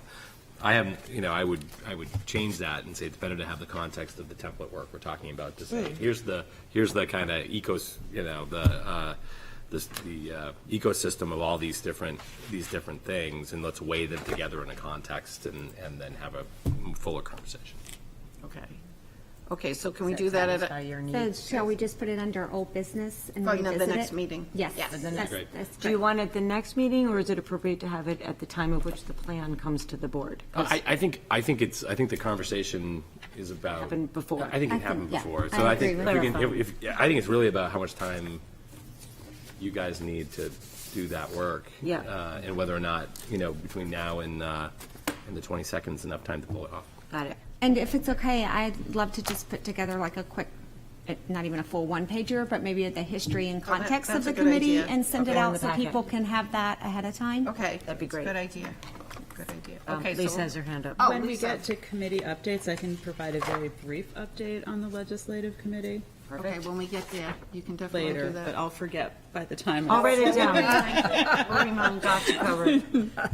Okay, great. Can we move on to the turf? Nathan and Zach. Nathan, I'm trying to see, do we hand carry the? No, it's a one-pager, it's in the packet. It is, okay, there we go. And I think it's self-explanatory. We really came to some comfortable consensus, I think, at the last meeting. We wanted to put that in writing, make sure it was public for your consideration and also for the public to know. Unless there's some concern or question, these are the marching orders that Bree Sullivan and the folks at Gale Associates will use as they continue their work preparing the bid specifications to go out. And our understanding was you wanted our recommendation, so this is Yes. myself, Nathan, and then Kenny and Tom all involved in saying this is what we think is in the best interest. All right. Looks great. Do we need to vote on this or consensus? Okay, everyone else set with this? Thank you. Okay. Thank you very much. Well, that Great, was- thank you. That was quick. We Okay. just saved 9 minutes. I know. I don't do that for you very often. Okay, we'll move on to new business, district assessment overview. So in your packet, you have a list of the assessments that we use in the district, and these are the high-level district-wide assessments, and they're ordered mostly by grade level, starting with kindergarten, going up through high school. And this is the first of 3 sort of short discussions about assessments, because those questions have been coming up. And what you have here is a list of all the assessments that are used by grade level, what they're used for, and what data is collected for that, academic based. And these are the assessments that are given to all students. So what you won't see on this list are things that are used just for ELL students, just for special ed students. These are the assessments that gather the assessment data, academics, to help us understand how are students doing in math, how are they doing in reading, what kind of support might they need because of that. STAR assessments came up when the middle school presentation was given to us last time, and so that actually is in there. It's undergoing right now for this year at the elementary school a pilot rollout, and what we're finding with that is because it mimics what the New Hampshire State Assessment does, it actually is giving teachers a lot of data on where their students are currently, and there'll be a couple of benchmarks for those. Few times in the fall and winter for grades 3 through 8, because they end up getting the statewide assessment in the spring, but 2, 6, and 7 will have those in the spring also. Progress monitoring, when you see that term sprinkled throughout the parameters, what that means is that's monitoring to see how progress students are doing as they're learning throughout the year. So you're going to sort of give them a short test to just double check to see, are they making good progress? Do they need a different intervention? Do they need something completely different? And so that's just really an overview of the types of assessments that we're using. In the upcoming meetings that we've got, in the next 2, we're going to be talking about the assessment scores that we have for Portsmouth on the statewide assessment. So that would be the New Hampshire statewide assessment for grades 3 through 8, science grade 11, and then the SAT for grade 11 is the statewide assessment. So we'll talk about what those scores are. And then in December, the state has promised to roll out the report card, which will give us a chance to look at how Portsmouth students are doing in relation to what the state benchmark was set for. So that'll be coming in a future meeting, but that's basically just a list of, again, high-level assessments, not including specialized assessments, and certainly not going down to the Chapter 3 math test kind of assessments. These are the big assessments that the students have. Thank you, Patty. Do we have any questions for Patty? I have one question. Do we, when we lived in New York, it was a big state where parents can opt their children out. Does that exist in New Hampshire? Yes. It does. Do we see that as, or do we have trending numbers on that? Does it matter to us? Does that? We do not have numbers, as far as I know, that we've captured anywhere, because when I look at some of the data that's come in compared to student populations and grade levels, there's not a huge discrepancy. Okay. I'm sure that there's a few here and there, but it's not It's not a trend. It's not a trend. Right. Carrie? I don't, and I don't recall exactly the exam scores that we got before. But I think when we've reviewed them in relation to equity, and just had that conversation, I don't recall ever looking at early exam, like the K through 2 exams. And so it would be interesting, I think, just as we go along to consider including one of those really early benchmarks. So just with K through 2 students, that's very localized information. You're not going to be getting that on comparison to a large scale, Right. like the statewide assessment. And that data is traditionally very, very changeable because they're so young. Yes. And so the information you get from them today, a week from today, is going to be very different. So it's hard for us to capture that in a way that would be meaningful for those kinds of. And I totally understand that. I guess my thought would just be, as we've talked about learning loss and we've talked a lot about social emotional stuff, the more of the within district, I guess there would be a benefit, like one of the budget conversations that came up last year was kindergarten Paris. And so if, for instance, we saw that, the reading screening was being passed, or like 99% in the last 10 years were not at risk, and now 50% are, then does that make sense of why those numbers would be helpful? Because we're hearing a lot of qualitative info about concern. And so even if there isn't a state comparison, if there is like 1 or 2 data points in that early range that we could consider as a board, that would be helpful. And I have no idea what those are. I would trust that to whoever, but just so that we started monitoring year to year at least within our district, and also between the elementary schools as we talk about equity.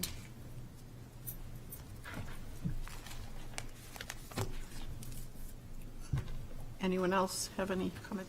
Danielle? I don't know if this is, maybe this is more of a personal pick your brain conversation later, but do you know, just with all of the discussion about social emotional learning, I know on a personal level as a teacher, we have looked for assessments. Are there any that you would know of offhand that to some decent measure can, like the STAR assessment, I can't tell you how helpful it is because it not only tells you their grade equivalency and all, but breaks it down and then gives you, here's your high leverage skills for this specific kid. Here's how to group these kids. Here's your target to know what you're doing is working. And somebody needs to package that and put it for an SEL curriculum. So I think there are tools that are out there. My previous district, we had about a 5-year relationship with a company called Panorama Education. And they had 2 different, they originally started off as a survey company, and they were doing student surveys, and we started off originally just doing, we were surveying students 2 times a year about their experience. We couldn't see it was like, what was their individual experience in classrooms? And so, and some of those questions were social emotional originally, and some weren't. Some were just, I don't know, they were more kind of observational. And then they developed over time into a product called Student Success, which was brilliant social emotional screeners, and that you could do throughout K-12. And then that platform, what was great about it was you could take your STAR data, you could take grades, you could take absences, you could take behavioral incidents, and it would pull all that information in with the social emotional data. And then you could say, I want to, so, well, this is, and it was it was very user-friendly, and you could go in depending on what your level of access was, and you could say, I want to see all the kids in my classes, or if I'm a principal, I want to see all the 7th graders who have at least 2 behavioral incidents, who have more than 5 absences, and da-da-da-da. And then that's how we created our at-risk lists. And then we would, in teams, we would then develop plans around those kids, and the platform allowed us to build the plans inside of the platform and track what was happening with plans So I inside need the you to know platform. that as educators, we're rebuilding that So this from the is ground up so all this the is why time we in did pieces. that. So what we had done prior to that, when we would do at the elementary level, you call it child study. At the different levels, you would do other stuff. But we'd have teams sit around and look at kids and be like, who are the students we're worried about? And somebody would have like paper spreadsheets on like who's been most absent, and Yes. well, how does that go with the behavioral stuff? And somebody's pulling out wrinkled sheets of behavioral, And then looking at the reading scores and information. saying, wait a second, well, Yeah, 3 and then we got weeks really before, advanced and they went to a weren't- whiteboard. But it was and then we had it digitally, but it was digitally on 5 different things. Yeah. And so the ability to have one thing that would integrate all those things was great, but the core product originally was around asking students effectively, how you doing? What's going on? So we had the ability to have not just academic measures about how our students doing, and we've talked about this a lot as a board, and a lot of communities are, but what measures do we have that tell us how are our students feeling about their experience as a human being and inside of our school system? So that's the product I'm most familiar with, and we had it was a very important part. It drove all of our annual improvement process kind of conversations as an administrative team. Came down to what's an academic goal we're identifying based on the accumulation of this academic data, and then what's a social emotional goal. Well, and then based tapping on that into as well. the IE pre-processes, like I'm constantly juggling, this kid's got 15 needs, I can't put 15 goals on there, but what are my high leverage skills that are gonna get the most Yes. social growth, academic growth, Yep. Yep. Can we buy that? Yeah. So I was one of those things that was a really core part of stuff that we did, and in the midst of everything else that's been going on, I haven't thought about it again for a while. So when you said, I'm like, yes, I do know a product that would do that, and it was a big part of what we were doing. If you'd like to guinea pig it on Lister Academy, Wait, that- Yeah, ESSER, and it's connected to those things. I would just say it would solve at least 100 questions that I have heard on this board in a year. Right. Like, I mean, that's, and I think regardless, although we're doing the strategic planning, the ask has always been for more data, and the data at the level that you're talking about that hasn't been able to be obtained with questions asked. And also, regardless, equity is going to be one of our pillars for probably a long time to come. Yep. And that sounds, And I will also say, though, this is not as, like anything, this is not as easy as you parachute the product in. Totally. And you hit the go button. I mean, there's work you have to do with your other platforms to make them all communicate.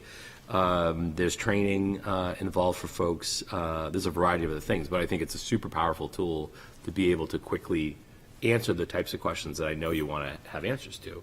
Well, and I think you even just- as an individual, even as at the teacher level. But as a building, to listen to Steve today, we've got the solos, we've got kids handing them out, and then we take those and we plug them into a spreadsheet, literally, and then we sit down and we're talking, but all because we're trying to measure out of classroom time and how do we engage the kids to keep them in the classroom and bank on that. And we're 20 kids, right? Like, Sure.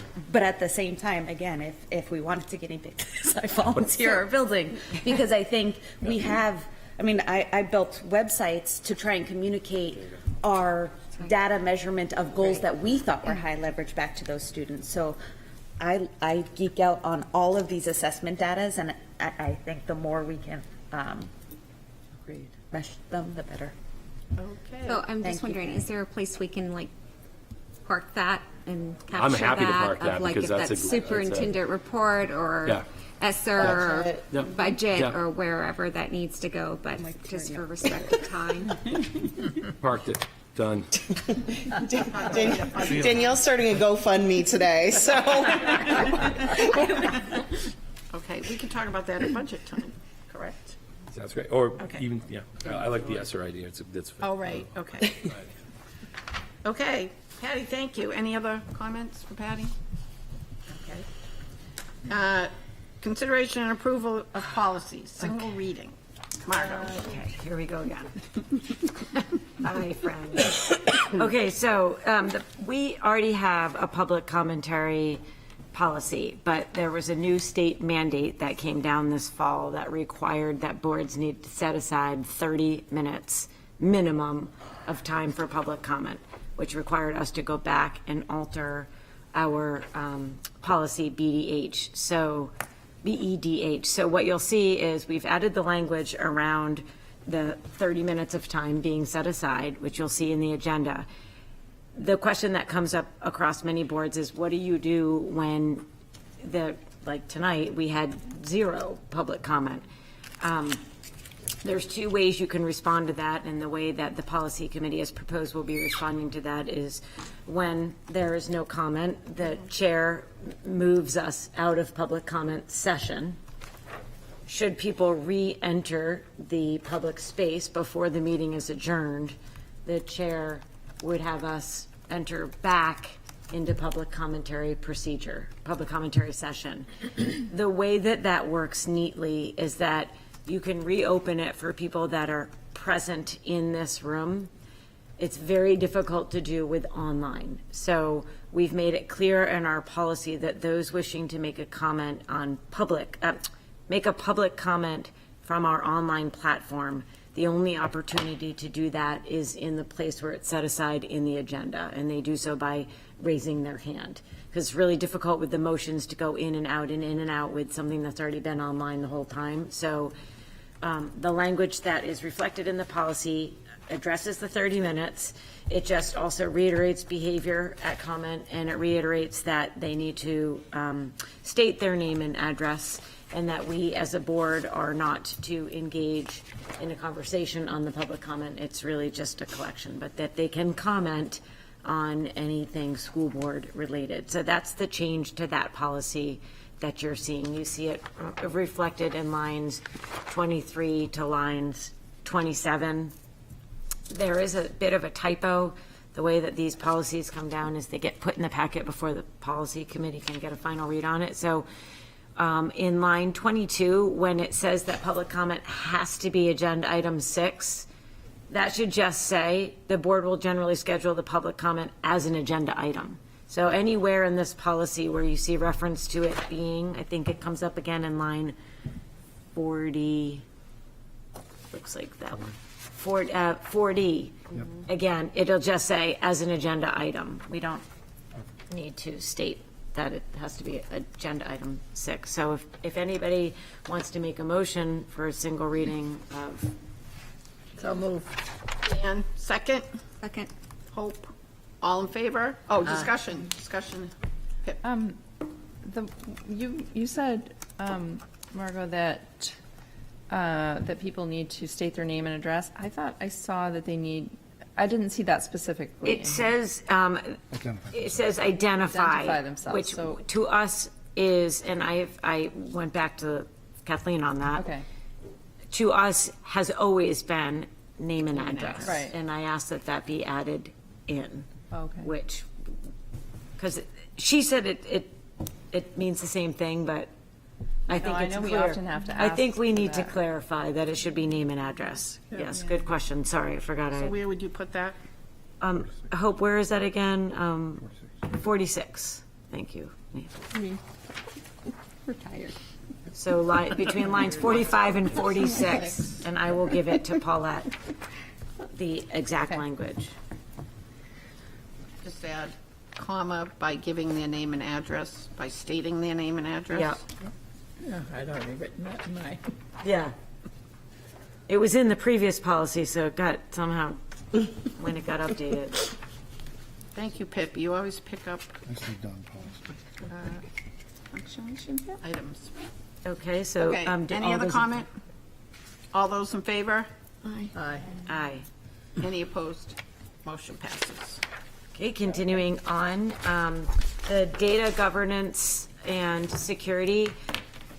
Again, this is a policy we already had. State mandate came down to define cybersecurity. So you'll see that which is added in red, lines 11 through 14, is in addition to our pre-existing policy, which includes the exact language that came down in the state mandate to define cybersecurity. And then following through, by defining it, we also had to define how we would respond to it.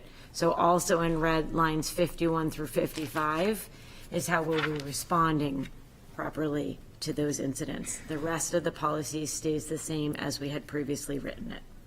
Again, this is coming down as a state mandate to change. Do we have a motion to accept EHAB? So moved.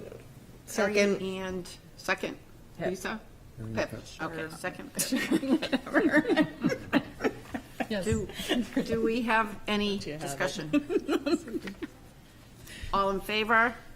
Aye. Any opposed? Motion passes. Great, and then our last policy tonight, policy JLD, that's traditionally our school and counseling program. Again, state mandate came down that we needed to have specific language stating that for children of those parents who are connected to the military, when they go on assignment, we as a school district need to provide counseling.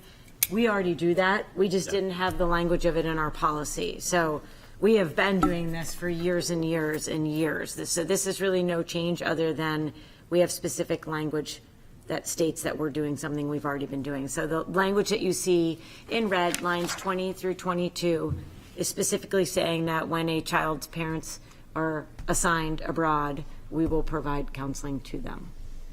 And with line 17, number 5, does that happen? Summer report at least once a year? Yes. Yes. That does happen. Well, that's what was presented by the school lawyer, but we can go back and double check.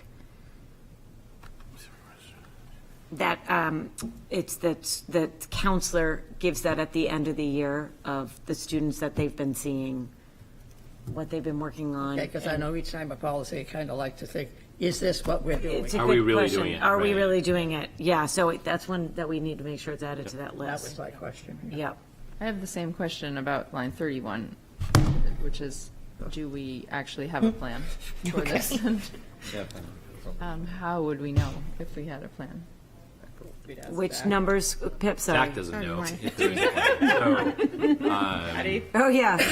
so I know one of the things is, 31 to, I would just say broadly that one of the things that Kathleen's working on right now is trying to identify in all the policies places where we're supposedly doing things and then figuring out whether or not we're really doing them or not. She's in the midst of doing a full inventory of that, but I don't know. I will be honest in that I don't know whether or not this does or does not exist in some form on a hard drive someplace or not. It's not something that I'm actively aware of at the moment, but I'll find out. And if not, then we need to create one. So. Great, thank you. Do we have a motion to approve this policy, or should we hold And- until you get that back to us? No, I think we can approve the policies one way or the other. I think we need to do it based on have to. statute anyways. Okay. The only thing I just wanted to mention on number 6 was interesting because the superintendents, state superintendents, we met with the military liaison for families, and I had a conversation with her where effectively, which was really interesting. She basically said, I felt like, God, I'm behind. I'm in Portsmouth and I haven't had this conversation with you yet. And she's like, well, we don't have many active service people anymore in Portsmouth because we cannot afford to house people in Portsmouth. So as the military, we are either there's some limited base housing in Kittery, and then beyond that, I'm like, how big a range are you talking about? He said, we got people in Berwick, we got people in Manchester, we got people in Epping, like this is huge range. But we're multiple years into no longer being able to afford as the military to house people in Portsmouth. And it was like, wow, that's an interesting, and I went after her thinking, oh my goodness, I haven't been thinking about this, what are we going to do? She's like, you really don't have anybody. And I'm like, oh, okay, well. But it's another one of those things, as we talk about strategic planning, it's like, this is, Who do we serve? the housing thing is having an impact on a variety of different things that people think of as core Portsmouth things. It's interesting. When we had the Air Force Base Pease, we had 10,000 families living at Pease. Isn't that right? 10,000? Yeah, when the base closed, we lost 1,000 students and 100 teachers. Long time ago. Okay. The other caveat is, before we get the email from somebody that says, I do live here in McLaughlin, and let me leave open the possibility that it is greatly reduced as opposed to there is nobody. Okay, good. Sorry. Okay, do we have a motion to approve? I just made the motion. And I seconded it. Oh, we already did that? Yeah. Now you have to, We had story time. All those in favor? Aye. Any opposed? No, I don't have an opposed. I have a question. Or, just since we're talking about policy, I don't know if I can just make the request to the policy committee. I would prefer to than make a motion. It's been brought up many times that there were different edits and then what we're seeing in the packet is different from the edits that were made in the meetings. So I'm just requesting to the policy committee to tighten the process. Is it possible that these things going into the packets could be viewed one more time or sent out one more time to the policy committee, to the members, to have eyes on for last minute changes before they go into the packet? Because It's our greatest hope. It's a continued, I mean, in all seriousness, No, I get it. it has been like, I've been counting meetings. Oh, it's every one. It's been every meeting for like, I don't know how, I've lost count at this point. So whatever needs to happen, just for efficiency and for, if it's going into a packet for the public to view, I'd really appreciate not having to make a motion, Very just fair making a request. request. Totally. So, It's online though, right? what? Well, no, it's wrong online.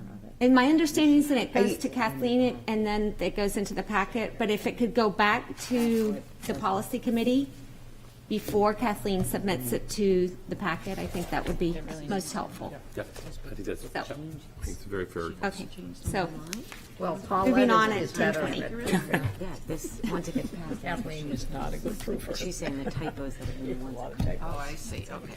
She's got the knowledge. Okay, so the policy committee can work on that. Yes, Good luck. thank you. Thank you. Okay, committee updates. Blue Ribbon Committee for Sustainable Oh, that's Practices. me again. Is that? Tired of my voice. Here I am again. I would say interesting that I get to present this tonight because I went to my first meeting. I have never attended a committee meeting so well run in 20 years of attending committee meetings. It was brilliant. If you want to be a fly on the wall, we meet the last Thursday of every month at 6:30, I believe. I spent 6 years on that committee. It's really, was it well run when you were in it? Very well, It's- but I'm glad to be Yeah, finished. so they are doing, so in light of the time and what we present with committees, what did I take away that was important for us? They are about to implement major power changes for the city of Portsmouth, and one of the things they were talking about is how do you educate your population on this is a need, but they want to know what's the value to them. And I was saying, that's the same thing as strategic planning. We're about to implement this massive strategic plan, and we're trying to educate our community on here's what we need, and here's the value it has to you. So I was grateful that Zach had already started one email out or video out to our population about this is coming down the pipe, be thinking about it, here's the role you'll play in it, because it mirrored a lot of what they were doing. The other place that I thought had some carryover to us is they are working with the Portsmouth 400 Sustainability Committee. And that has two events planned. On April 21st will be their Earth Day kickoff, and that starts after school ends. More importantly, on April 22nd, which is a Saturday, that is their day of action. So it's going to be a community-wide work day.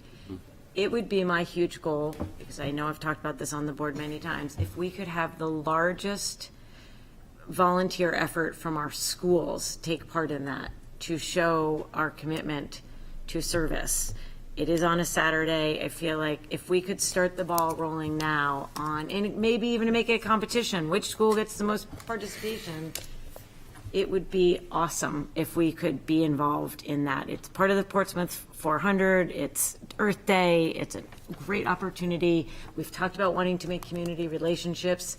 This would be it, putting our kids and our families in places where they can make large changes. So put that on the calendar all day long, April 22nd. It's a Saturday, day of action, the kickoff for it. And it does start, they didn't have a time, but they knew it was after the school day. I believe it's going to be downtown, will be that Friday. Okay. Oh, and the other update, committee update I had, interestingly enough, slightly a committee update, but the Kittery school system contacted me this week because I had served as the chair of the Healthy Try It program for so long. And due to the 10-year success of our Healthy Try It program, Kittery is rolling it out. And I have to say, it was really bittersweet talking to them. I was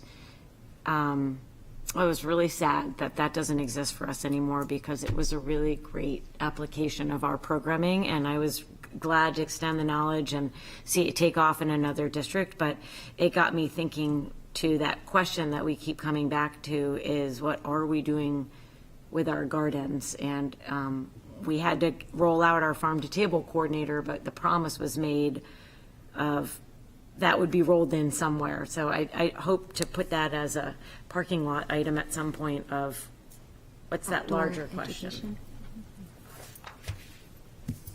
Okay, thank you, Margot.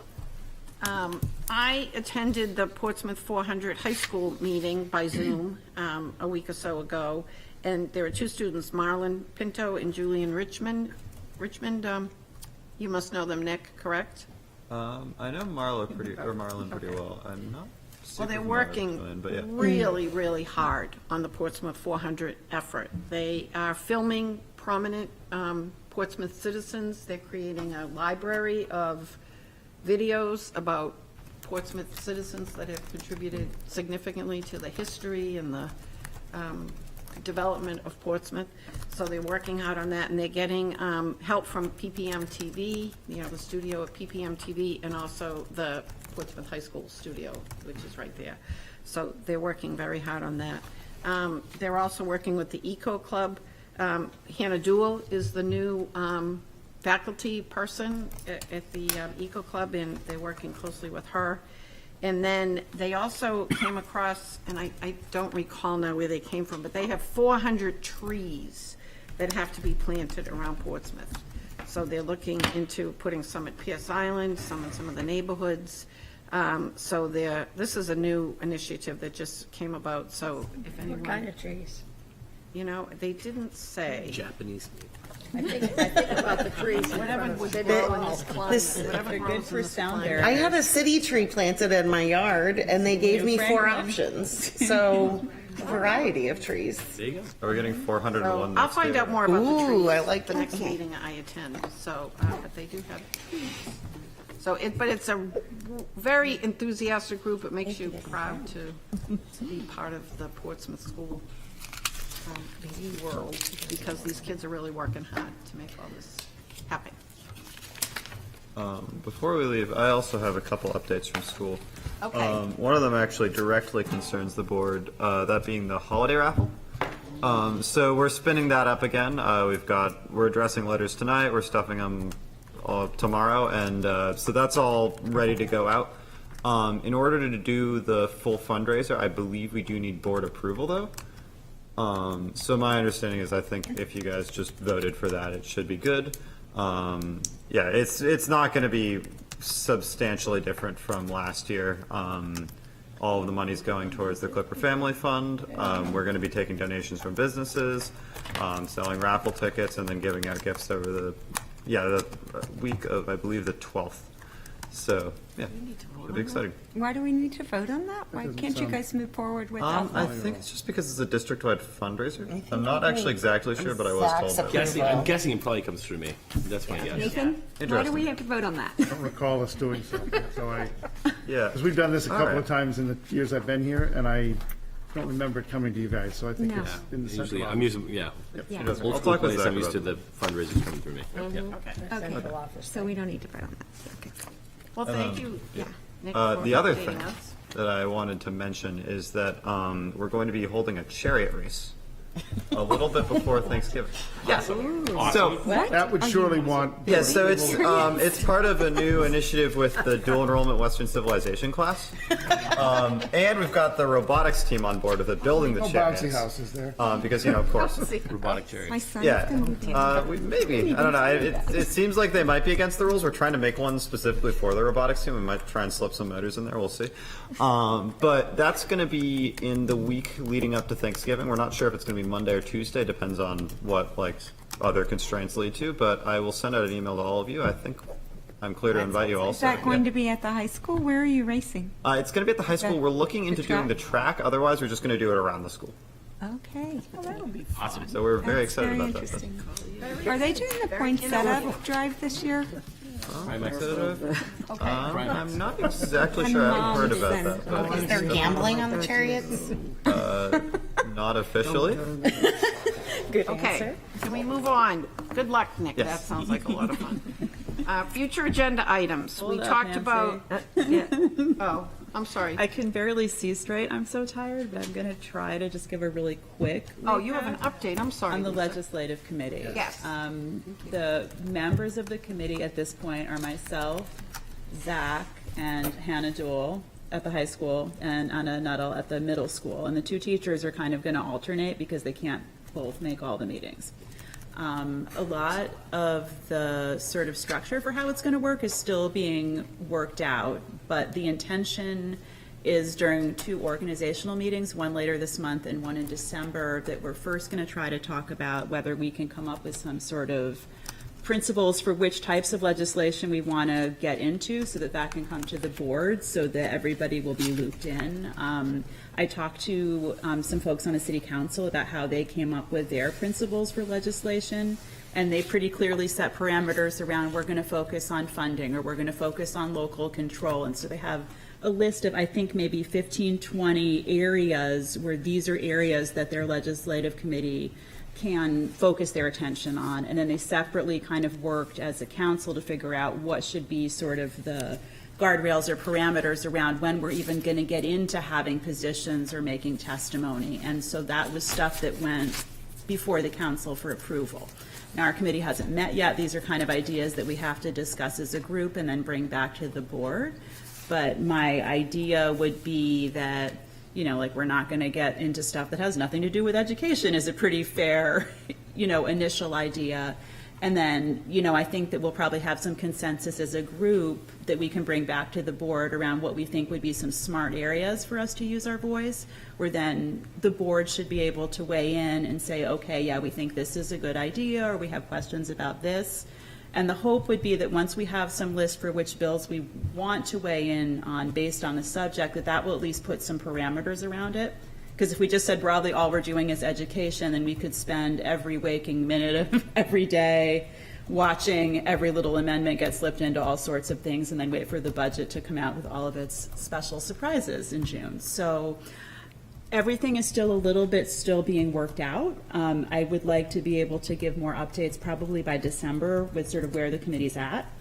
And if people have time, the city council on their website for their legislative committee has their principles of legislation and what their procedures are for how they determine when they're going to take positions on legislation. And I think it would be good for people to just take a peek at that in case you have thoughts that you want us to talk about when we're having our first organizational meetings. I think I emailed it to you guys if we want to send it out to everybody so you don't have to hunt it down. I can do that. I don't have any bigger update than that, but just wanted to. I have a question for you, Lisa. Sure. And maybe it's not, maybe it's a suggestion. I don't know, I'm tired, so I'm just gonna. I'm a little tired too. I'm just gonna say it, and you can take it for what it's worth, the Yes. grain of salt it's worth. I'm wondering, in talking through your process, if maybe you guys could discuss, once you determine like what we're we determine what we're zeroing in on, it just seemed like the process we used for the delegate assembly was so helpful Yeah, I that I would agree. love to see something similar to that, where bills could be presented and ahead of time, so the board could look and say interest, no interest, you know, would like to take action, and that would help give some, you know, guidance to the legislative committee, help hopefully the efficiency of the process. And I'm also thinking about our superintendent's time. I mean, we really hired with the hiring goals of communication, strategic planning, and building climate and, you know, culture. And so that's probably already making him drink from a fire hose. So I just want to think about how can he weigh in without having to attend every meeting but still be a part. Yes. So No, we actually talked about that. I just am so sleepy. I didn't mention it, but I agree. I thought that the way that we handled those things was great with the checklist, getting everybody to have a chance to vote, so we didn't have to spend time debating. If everybody said, nope, don't want to go there, then we don't really have to have a good discussion. Or if many people like it, but a few people have questions, then that's a good thing to discuss. So yeah, I think Great. that's a great idea. And Zach, for the record, is welcome to send a designee if that is preferable, but expressed an interest in being a part of it, at least in the beginning. And so you thank guys are Lisa. meeting once a month now Well, instead of twice, because you mentioned once, which have a makes calendar more right now sense. that is twice a month, because quite honestly, as you know with legislation, we don't want to do things that don't have consensus. And if we only meet monthly during the legislative session, we will not be in a position to bring things to the board in a timely fashion so that we can weigh in while it matters. So at least initially, we're trying to meet twice a month. I'm hopeful that we can get it down to once a month once we get a good system set up. But in the beginning, when all the bills are starting to go through the Education Committee, if we only meet once a month, by the time we get our committee to agree and then get it on the next board meeting agenda, our position won't have that much impact. So the frequency, I hope, can be less once we get a really good system set up for sort of figuring out where we want to pick our moments to get involved. But until we refine it and narrow it down, I'm not sure how to do it if we only meet once a month. Because we'd kind of be in the same position as, policy committee, where things are happening quickly and then get stuck with waiting for the next meetings. And if we take a position in June, we're kind of not influencing it. We're just sort of stating for the record that we either love it or hate it. Lisa, thank you. You're putting a lot of time into this, and we appreciate it. Thank you. Okay, next, future agenda items. We talked about how we'll do an update on community campus at the next meeting. We talked about putting the communications committee discussion at our next meeting. Is there anything else that anybody can?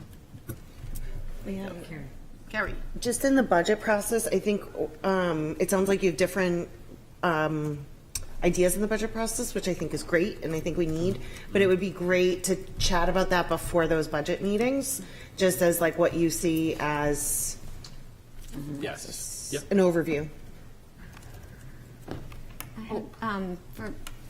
Not for next meeting, but for future, like probably after budget.